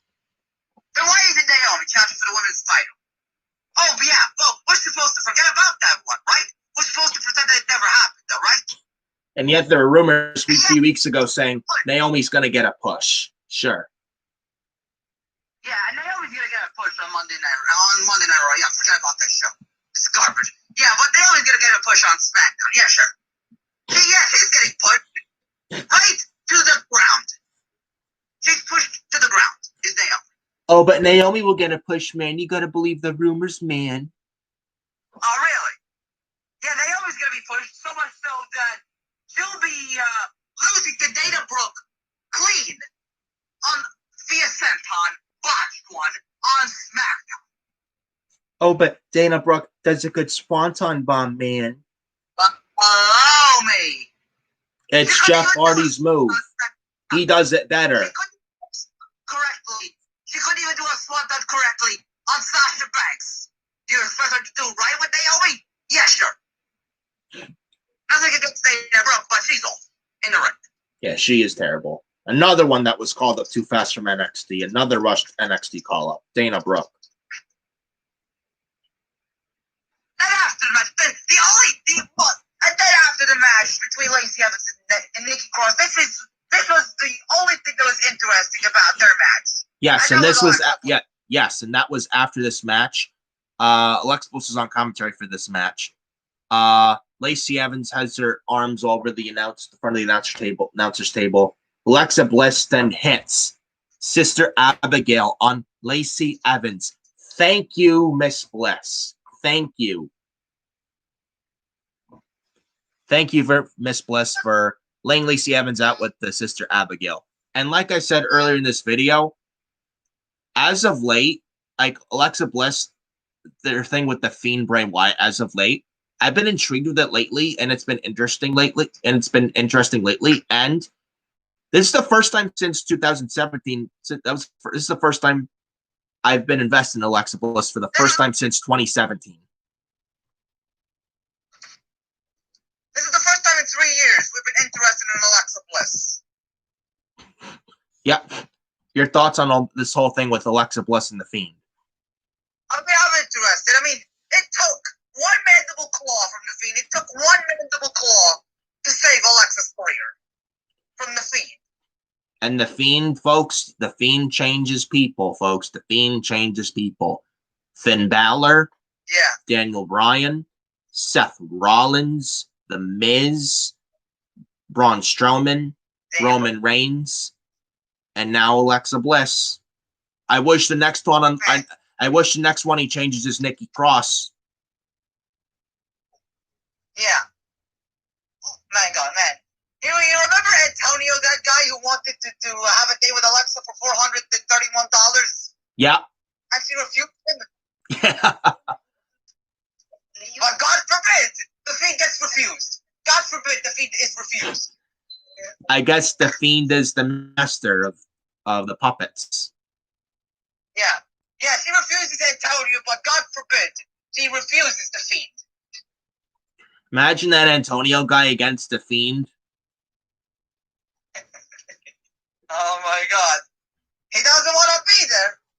He doesn't want to be there. In an actual fight, the Fiend will absolutely dismantle. In an actual fight. Yeah, he'd absolutely destroy that guy. Yeah. Anyways, moving on.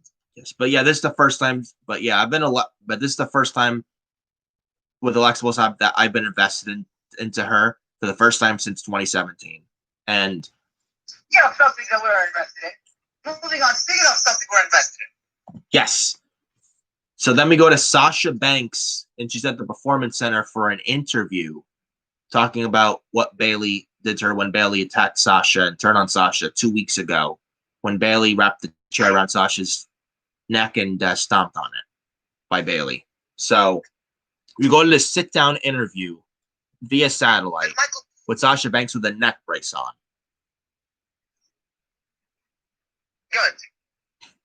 Good. Finally, Bruce listened. On this show, logic. A good on this show. At least they got some logic here. Yeah. At least they got some logic, and they're trying. Yep. And when they're wrong, forget about it. Absolutely. There's zero logic on Monday nights, especially when you break up Murphy and Rollins and Andrade and Angel Garza last week. Then you forget after that never happened, and you team them back up again. Yeah, people want to say, "Oh, Raw's not illogical." Sure. Yeah, people want to. Yeah, people want to say. Yeah, people want to say, "Oh, Raw's not that bad." Sure. Yes, it is. Then once they accumulate a 1.689 rating. And they got the 1.5 rating in the third hour. Yeah, people want to say Raw's not a bad show. Sure. Keep saying that. Why is Monday Night Raw topped the lowest on holiday in one single year around 6 different times that they beat their all-time record for the lowest TV ratings in the show's history?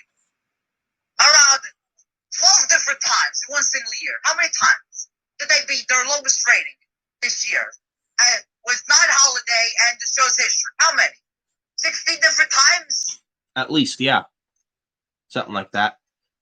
But anyways, though, Sasha Banks interviewed at sit-down interview at the Performance Center. So Banks is wearing a neck brace, like I said. Cole then asks Sasha the extent of the injuries that she sustained from Bayley and the attack from Bayley 2 weeks ago on SmackDown. Now, this was a good segment. Banks was very emotional, angry, but just very emotional in this promo. I liked this a lot. I really did. Banks says she is still here, isn't she? She then says that Bayley said she was useless to her. Banks then says that Bayley said she was useless to her. Then Banks heard every word she says she heard every single word that Bayley said last week. Then Banks recounts how close she was to Bayley. But their time in NXT and NXT TakeOver Brooklyn #1, which was absolutely incredible. Match of the year of 2015, hands down. Yep. And then what else? And then Sasha says they were supposed to take over the whole company together. Then Banks starts to cry. Now, like I said, this was an emotional segment, but this was a great segment. This was really, really good. The only other thing Sasha's crying about is she was good creator for her career on SmackDown and on Monday Night Raw at the same time. That's what she's been crying about for the last 5 years, creator. And now, finally, we're getting it. Finally, the one thing she wanted her entire main roster on is fucking good creator. Finally. Now we're finally getting the Sasha and Bayley feud, which we should have gotten 4 years ago. But hey, I guess better late than never. Should happen 4 years ago, but hey, guess it's better late than never. For how many times they pushed this feud? For about how many? 5 different times we should have got it? For around 2017, 2018? Because back then we should have had it, but no, it's okay. But no, Bayley losing to Alexa Bliss in 5 minutes was a good idea. So much so that Alexa Bliss was doomed for failure after that. Yep. Or Sasha Banks losing to Nia Jax at Royal Rumble in 2017, and then next day Raw getting little to no offense. Yeah, sure. Yeah. I don't need to remind you of that because this was fucking impossible. Yeah. Oh. Yep. So then Banks starts to cry, and then she says that her and Bayley built the Performance Center together. And then Bayley says, then Sasha Banks says, sorry, folks. Then Sasha then starts to cry. She says that her and Bayley built the Performance Center together. Then Sasha says, if these walls could talk, Banks says Bayley is an idiot and weak and does nothing without her. Banks then says she is going to take the only thing Bayley cares about, the SmackDown Women's Championship. Then out of nowhere, Bayley appears from behind. Out of nowhere, hits Banks with the chair from behind. Bayley then wraps the chair around Banks' neck, and before Bayley can commit another chair around Sasha's neck attack on national TV, some of the onlookers and some of the security stepped in and stopped this from going any further. Then Bayley backs away. Really good segment here. Very good segment. Doesn't even give a shit about her, about the SmackDown Women's Championship. She knows her reign is terrible. Well, nothing against her. I think she's great and good that she's the longest reigning SmackDown Women's Champion of all time, but seriously, what has she done with the title again? What has she done with the championship? Nothing. She's a good heel, but she has no competition on SmackDown outside of Sasha, Naomi, and Mandy Rose and Sonya Deville. Although, no, Mandy on Raw, though, but seriously. She's nothing with the SmackDown Women's Championship in her first and her second one. Just look at... How did she get happened as the Women's Champion? By becoming the first ever Grand Slam Women's Champion in May. That was her crowning achievement, being the Women's Champion for SmackDown. And in her time, WWE won. And her other crowning achievement was starting as the Women's Champion. That's her achievement. Other than that, what has she done with the SmackDown Women's title? Yeah, now I like Bayley's heel work. Don't get me wrong. I love Bayley. But seriously, the best thing that will happen for her as the Women's Champion was when she loses to Sasha Banks. And after tonight, you know, Nikki Cross ain't winning. And yeah. It's not surprising. It's not surprising. We all knew Nikki Cross wasn't winning. But this segment or not, we all knew Nikki Cross was losing anyway. Now, I want to say something, though, Adam. Listen to this. I like Bayley as a heel, but I would agree with you on your reign. Just look at the SmackDown Women's division. Bayley has no competition. It's most of the, you look at the women's roster for the SmackDown Women's division on SmackDown, the majority of that roster is nothing but Barbie dolls and bimbos like Dana Brooke and Tamina, Lacey Evans. When you have Bayley, when you force Bayley to face Lacey Evans and Tamina Snuka and Dana Brooke in one-on-one matches for the Women's Championship, in garbage matches that Bayley could not even carry them to a good match, you know there's a fucking issue with their title run. Like if Bayley can't even carry them, and it's like Bayley even tried to carry them, they can't even have a good match with Bayley, Tamina, Dana Brooke, and Lacey Evans. If they can't even have a good match with Bayley, how is anyone supposed to care about Bayley's SmackDown Women's title reign? Why are we taking Bayley as a champion seriously? Well, we could take her heel run seriously, but why? But who's going to take her run as champion seriously? It's hard to care about Bayley as the SmackDown Women's champion. Like Bayley's SmackDown Women's title reign, it's hard to care about that if she's put in matches with women who with women who people don't give a shit about, like Lacey Evans or Tamina, who's dead weight, or Dana Brooke, who can't wrestle. Right, yeah. You know, but anyways, though. But anyways, though. But I think her storyline with Sasha is interesting. Finally, we get it. Yeah, and at least her reign might not be good, but at least it could end on a high, and on a good term, on a high, with her losing to Sasha. Yeah. You know what I'm saying? And this promo and this segment, a good segment, and watching this segment, Sasha, like, you know, like Sasha said the line, I'm taking the one thing, Bayley, that you love the most to smack the women's title. Just that line alone from Sasha last night, that tells me this. The SmackDown Women's title match at Clash of Champions, Bayley, Nikki Cross, you really think Nikki Cross is winning at Clash of Champions? Well, even without this segment, even without that segment, we knew Nikki Cross wasn't winning. I mean, how many times we've seen Nikki Cross versus Bayley? How many? Too many. And how many Cross have lost? Clean. How many? Around what? 12,000th time? Yeah. Get something new for Bayley on this show. Like, if there's a draft in next month, can we get Bayley some better competition in the meantime before we do Bayley and Sasha at WrestleMania? Yeah. Anyways, though, but it's like, there's no way in hell Nikki Cross is winning at Clash of Champions. There's no way. Well, if Nikki Cross is winning, it's going to be via DQ.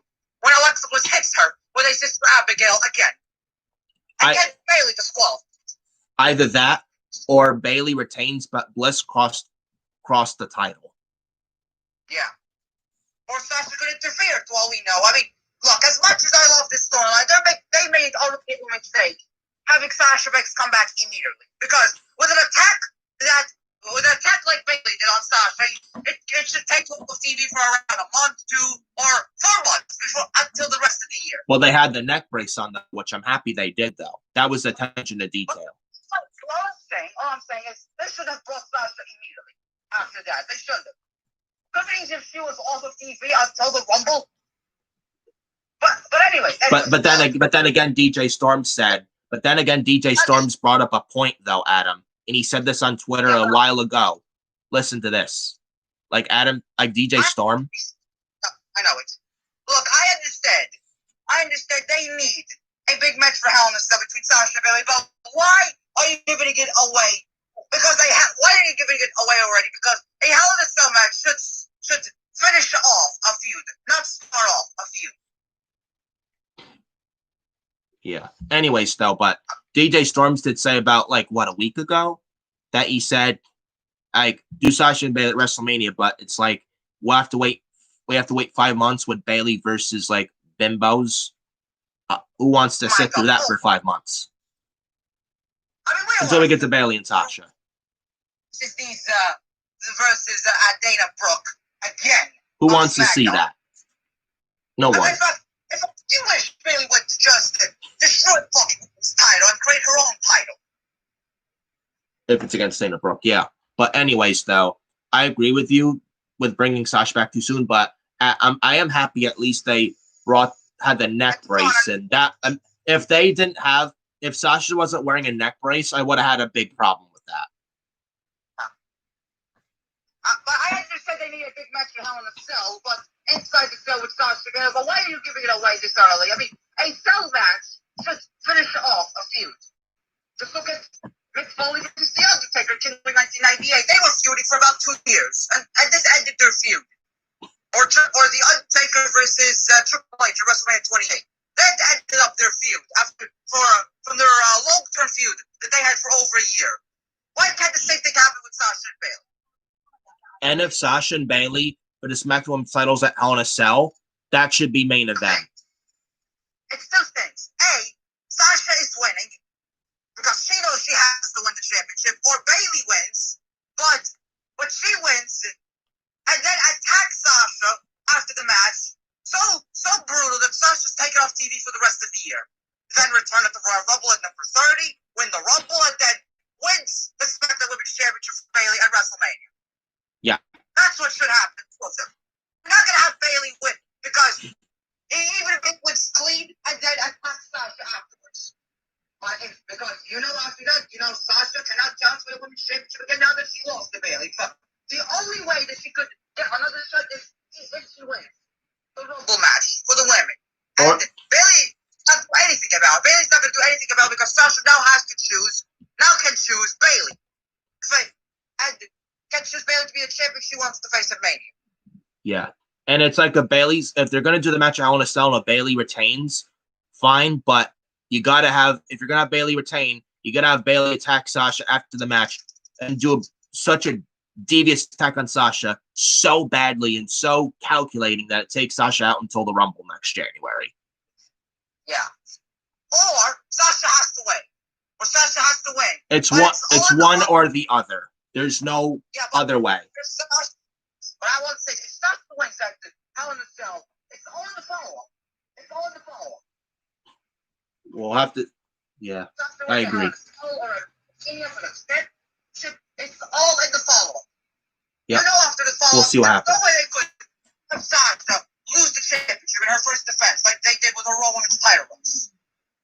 And that. Hopefully it doesn't happen with the SmackDown title, but we'll see what happens. But this was a good segment, though, last night. But I just said it's all in the follow-up. It's all in the follow-up after the feud with Sasha winning the championship. Either Hell in a Cell or Bayley winning against Sasha's on TV, and then win the Rumble, and then win the championship at WrestleMania versus Bayley. It's all in the follow-up. Yep. We'll see what happens, though, but hopefully they do not fuck it up. I just said there's no way they could fuck it up. There's no way. There's absolutely no way. Absolutely no way. But hopefully they don't. But Bayley attacking Sasha was awesome. Yep. 2 weeks ago and last night. Not awesome after that. Well, not awesome. No. But after that segment, what was not awesome after that segment was Baron Corbin. Yeah, now before we get into that though, good attack by Bayley into Sasha 2 weeks ago, and not great, but I enjoyed the segment last night with Sasha and Bayley. Yeah. But anyways, but finally 4 years. Yeah, fine. You were saying in your terms, finally. Yeah. Finally. Yeah, I wasn't surprised they did it. All I said was finally. And to be honest, I had my concerns going into the segment last night. I thought they weren't going to have Sasha in a neck brace. If you're going to bring her back, don't bring her back so soon. But if you're going to bring her back, have her in a neck brace. Yeah. If they didn't have her in a neck brace, I would have went off. Believe me. Yeah.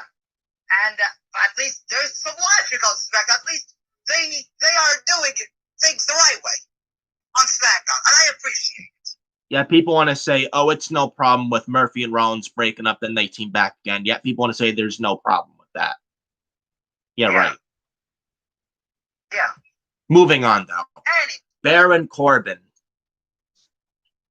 Just like I said, Sasha and Bayley, an awesome segment, but what was not awesome after that was Baron Corbin. No. I think that wasn't afterwards. What happened afterwards was AJ Styles for Sami Zayn. Oh, sorry about what was not awesome Baron Corbin, but speaking of something awesome that happened was Sami Zayn and AJ Styles.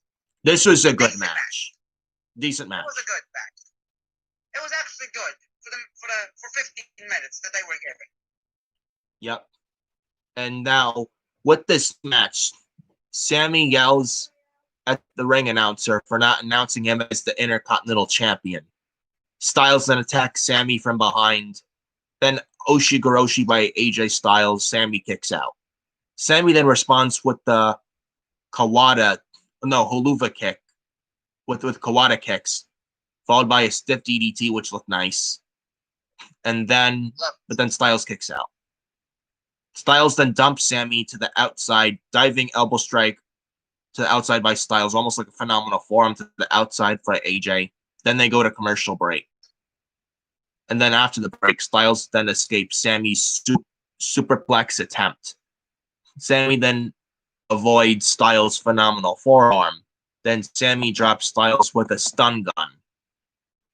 Then Styles reverses Sami's suplex into a neck breaker. Then Sami hits the blue thunder bomb for a near fall. Now, I remember the SmackDown before the 2018 Royal Rumble. Sami on SmackDown pinned AJ clean off of a blue thunder bomb. If you remember that episode, folks. That was awesome. That was awesome. And then, so then afterwards, Styles then walks right into the corner exploder suplex from Sami. Then Sami's calling for the haluva kick, but Styles avoids it.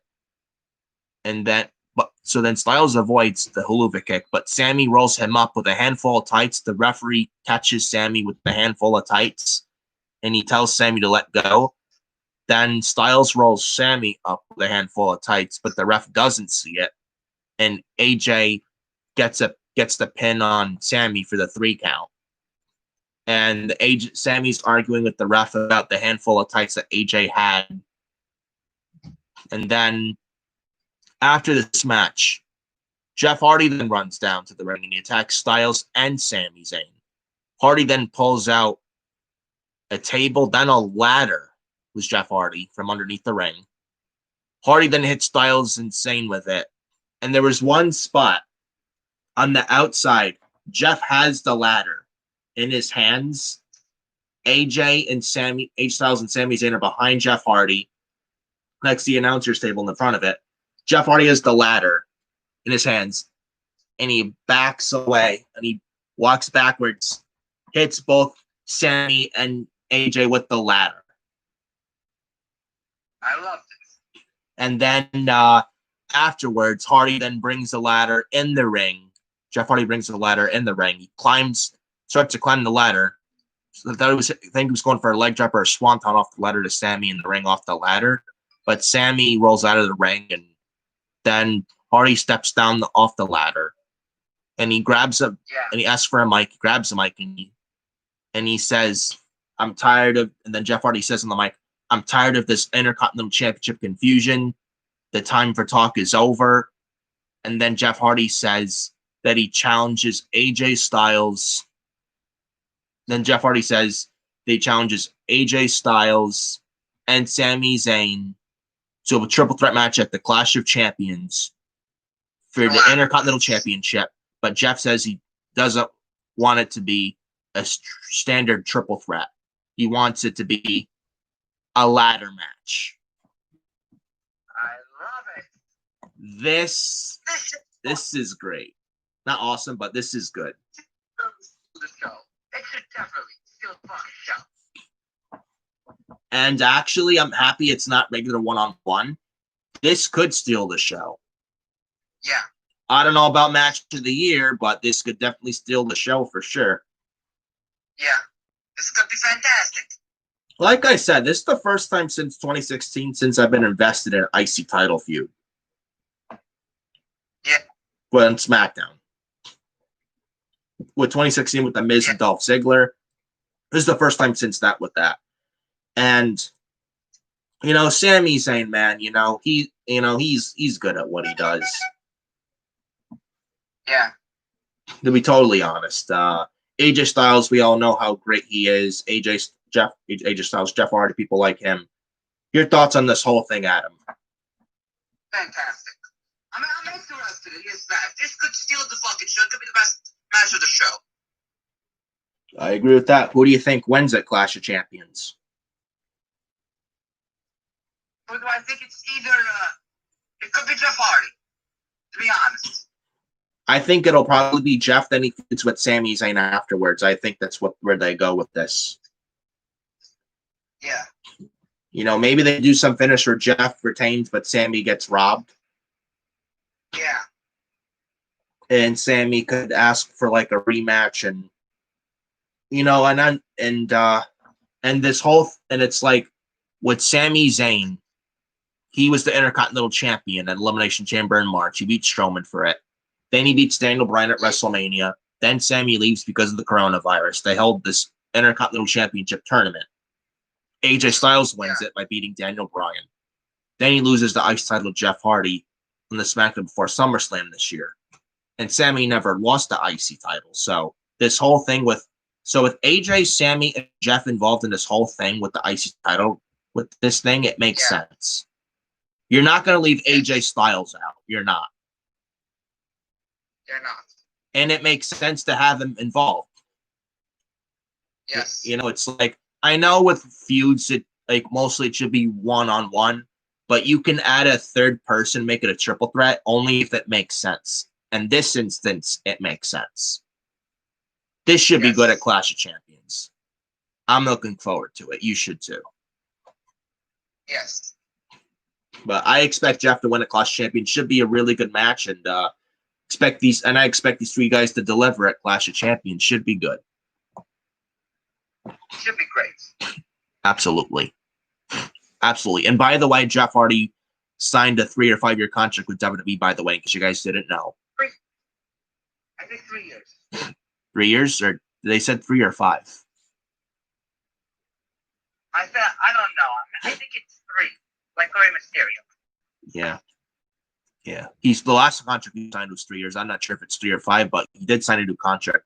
Not just Jeff Hardy, Rey Mysterio as well. So if you want Hardy Boys reunion, you're gonna have to wait some more years, unfortunately. Yes.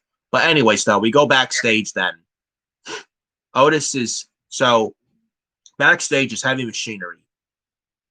Then some guy comes up and he says, "Otis, you have been served." Then Otis says, "Otis is served and is being sued." And now Otis is furious and Mr. Otis, you've been served. You know what I'm served by Raw every Monday night? You know what we're all served with Raw every Monday night? Yeah. What are we served with Raw every single Monday night? Dog shit. Yeah. We know what we're served with Raw every Monday night? Raw failure ground. You know what we're served on Monday night? Failure fusion. You know what we're served every Monday night? Rinse and repeat garbage like Keith Lee, Drew McIntyre. Yet people want to say, "Oh, last week never counted because of Retribution." Yeah, sure. Keep saying that. Yeah, keep saying that. Oh, but Retribution interfered. Match is a match. It counts. Don't try and argue that. You won't win. Yeah. You won't win against us. Anyways, though, then we go to commercial, then back from the break. Tucker tells Otis that The Miz and John Morrison are going to sue if he doesn't give them the Money in the Bank briefcase. Please get the briefcase off of Otis. Please. He's done nothing with it.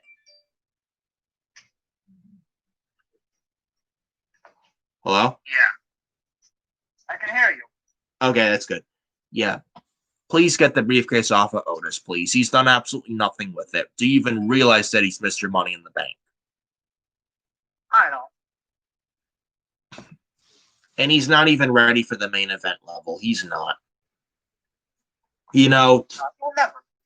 No.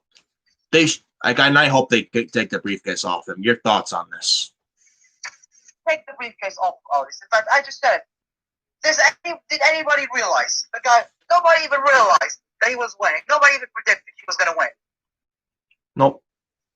He got lucky, too. It was technically in AJ's hands, and it slipped out of his hands, and Otis just happened to catch it, I should say. Yeah. So Otis was lucky big time. He lucked out, just like Braun Strowman at WrestleMania this past April. Yeah. Literally. But hopefully they take the briefcase off of him. Yeah, can we get the briefcase off of Otis' hands? Literally. Like we should take the pin off Vince McMahon's hands as well. Yeah.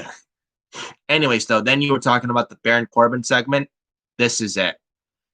Then they go backstage. Sheamus and Baron Corbin are backstage, and Corbin's interviewed, and blah, blah, blah. Same old Baron Corbin crap.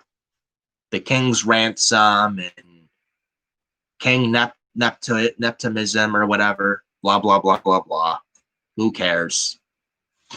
Then Sheamus is interviewed, and he thanks the guy who helped him trick Big E a few weeks ago in the backstage parking lot attack. Then the guy tells Sheamus his car is being towed. And then, so Sheamus has told us he goes outside to his car when he was told it was getting towed. Then when Sheamus gets outside, Big E, dressed up as this like security guard in the parking lot, this one guy that has a black cap hat, black sleeve jacket. He's standing like this. Then he turns around and it's Big E. So he then attacks Sheamus. So then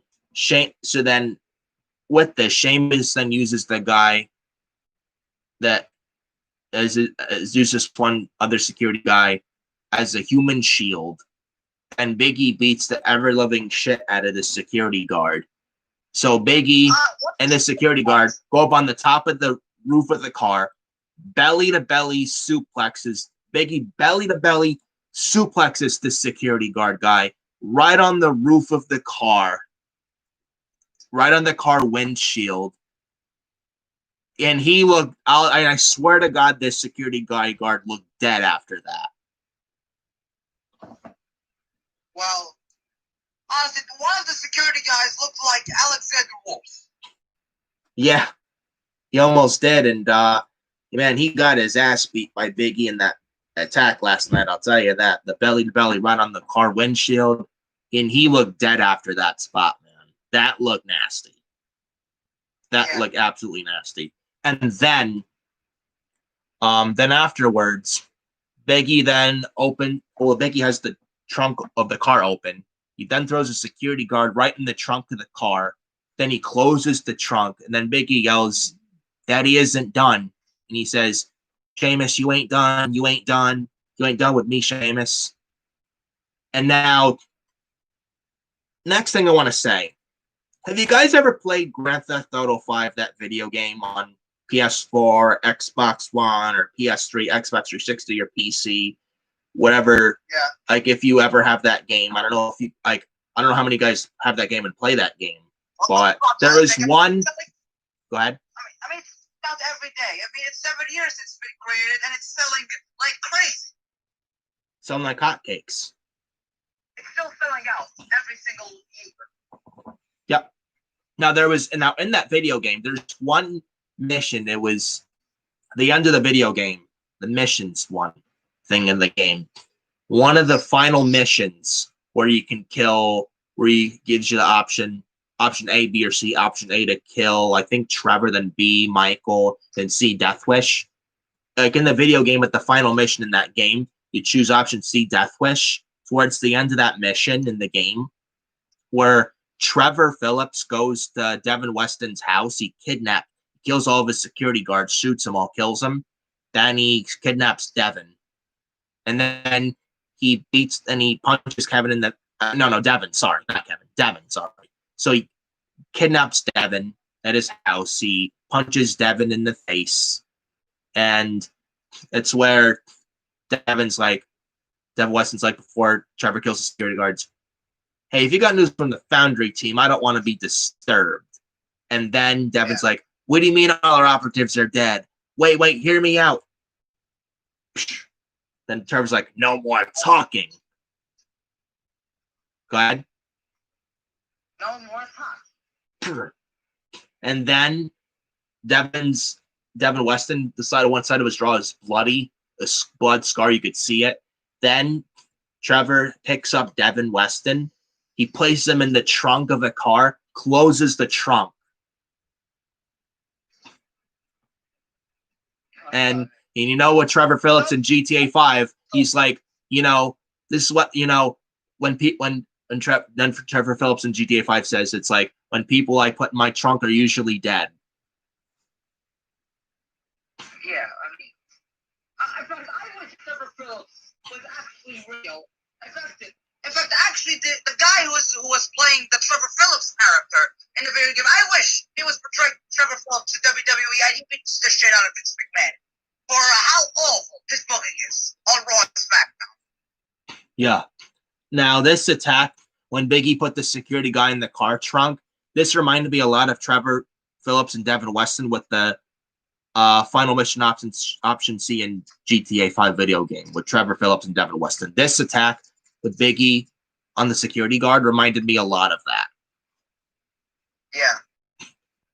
And then, so that was that. And I also noticed Big E was serious. So you didn't see this gyrating Big E and that stuff. Big E was serious last night.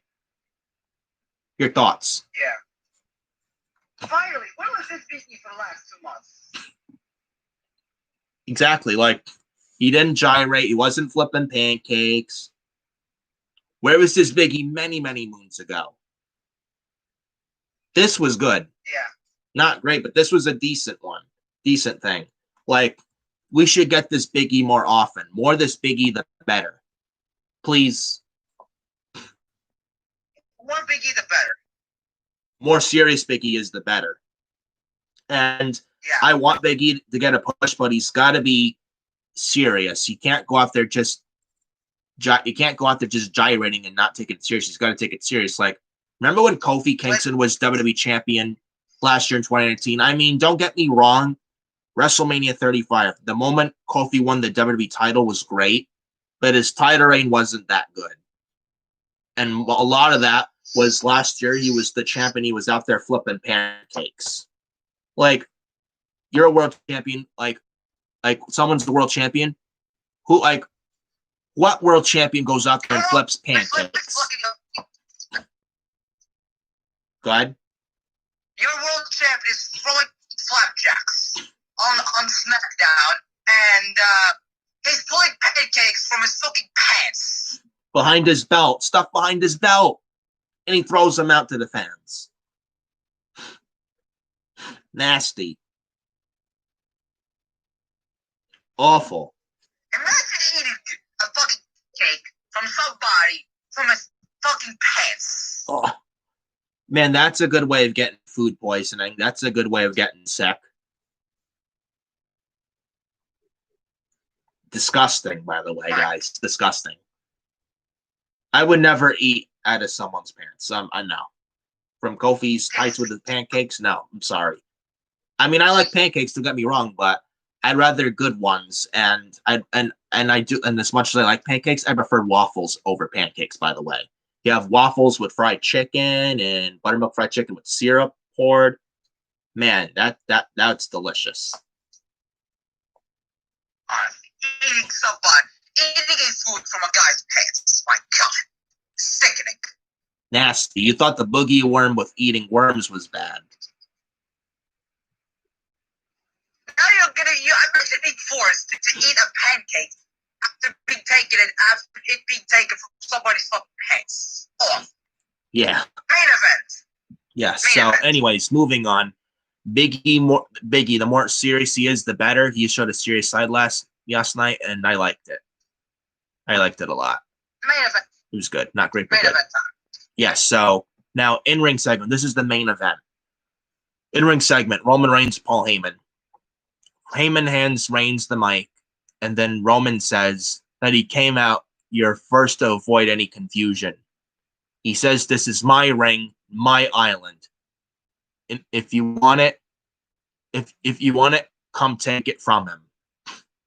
Now, like we said earlier in this review, Mr. Strowman, I don't care about Roman Reigns and the Universal Championship. I'm going to Raw Underground fighting Baba Kato.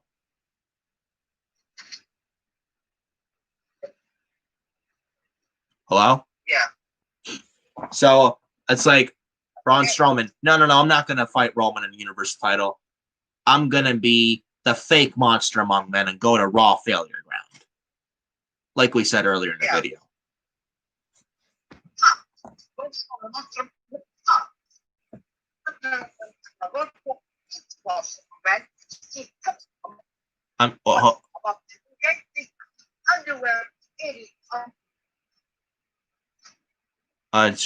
What's happening over there, Adam? Your volume good or?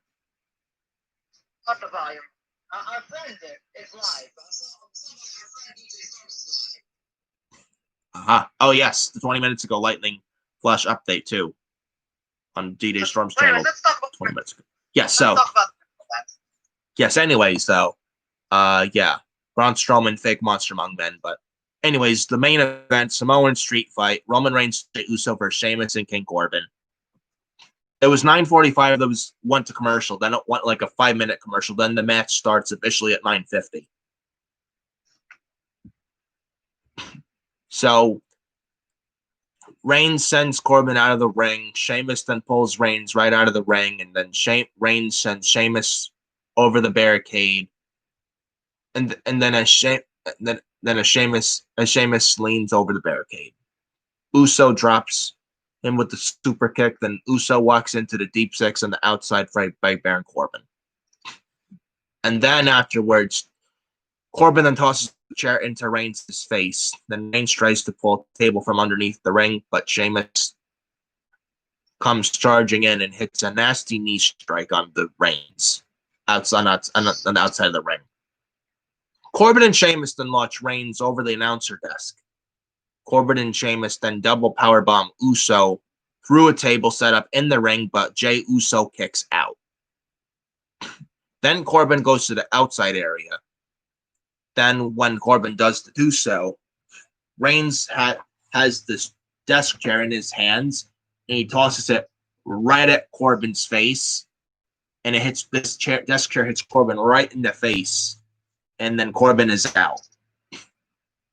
And then Sheamus afterwards then tries to hit the white noise on the announcer desk to Sheamus.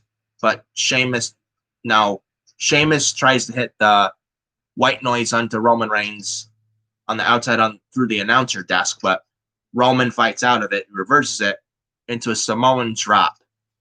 And the table doesn't break. Then Reigns spears Sheamus through the barricade. And then Jey hits Corbin with the Universal Championship. Reigns spears Corbin, but then Jey Uso immediately hits the frog splash for the pin. And Roman Reigns and Jey Uso win the Samoan street fight against Baron Corbin and Sheamus. Then after the match, Jey acts like he's going to raise the Universal Championship, but he tosses it to Roman Reigns instead. But then however, Roman doesn't look very pleased. So then Uso and Reigns then hug in the ring. Then they're smiling, and then Uso walks out, and he walks up the ramp. Then Reigns is smiling, but then Reigns' smile turns right into a scowl, like the look that Roman's gonna fucking kill you. Yeah. And that's how the show goes off the air. Yep, and that's how SmackDown ended last night. Roman Reigns is going to kill Jey Uso at Clash of Champions. A bad show. Nothing interesting happened, but hey, nope. Some storylines were intriguing. Some storylines were intriguing. Yeah, at least they got something going on for them. It's, at least they have something. And at least it's something they have, they're trying. Yeah, they at least try. Raw, on the other hand, forget about it. Outside of the Hurt Business, what else is there good on Monday Night Raw? Zero.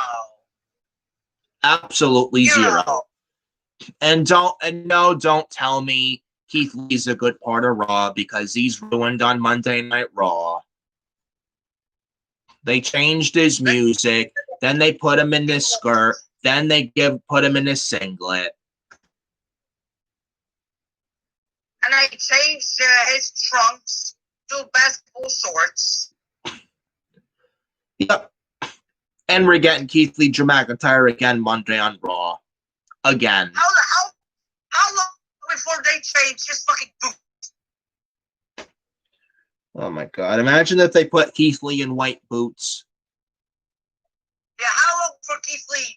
They changed Keith Lee's fucking boots. I mean, they changed his they have him in the vest, and then in a singlet, and then in basketball shorts. How long before they change his fucking boots? Terrible. Absolutely How long terrible. for Keith Lee wrestles in a t-shirt? My God, you want to ruin Keith Lee on Raw even more? That's what you do. My God, but Raw, I'm not looking forward to Monday. I'm telling you right now. We expect this show to be all on Monday, absolutely. And they got a 1.5, 1.6 Monday night. I wonder what low rating they get this Monday. I'm thinking a 0.4. No, a 1.4. Or 1.3. 1.2, 1.1, 1.0. A 1.0 million viewers. I hope. When they continue to put on shows, the ratings are going to dip even lower. I mean, Keith Lee, Drew McIntyre, again Monday on Raw. Who cares? How much do you want to bet they do this the next week, and they do this so many times you don't want to even see that match at WrestleMania? I bet you. How much you want to bet they do that? They're going to do it a million times. Awful. Awful. But that's Raw Monday night. We'll be bitching and moaning about Raw Monday, as always.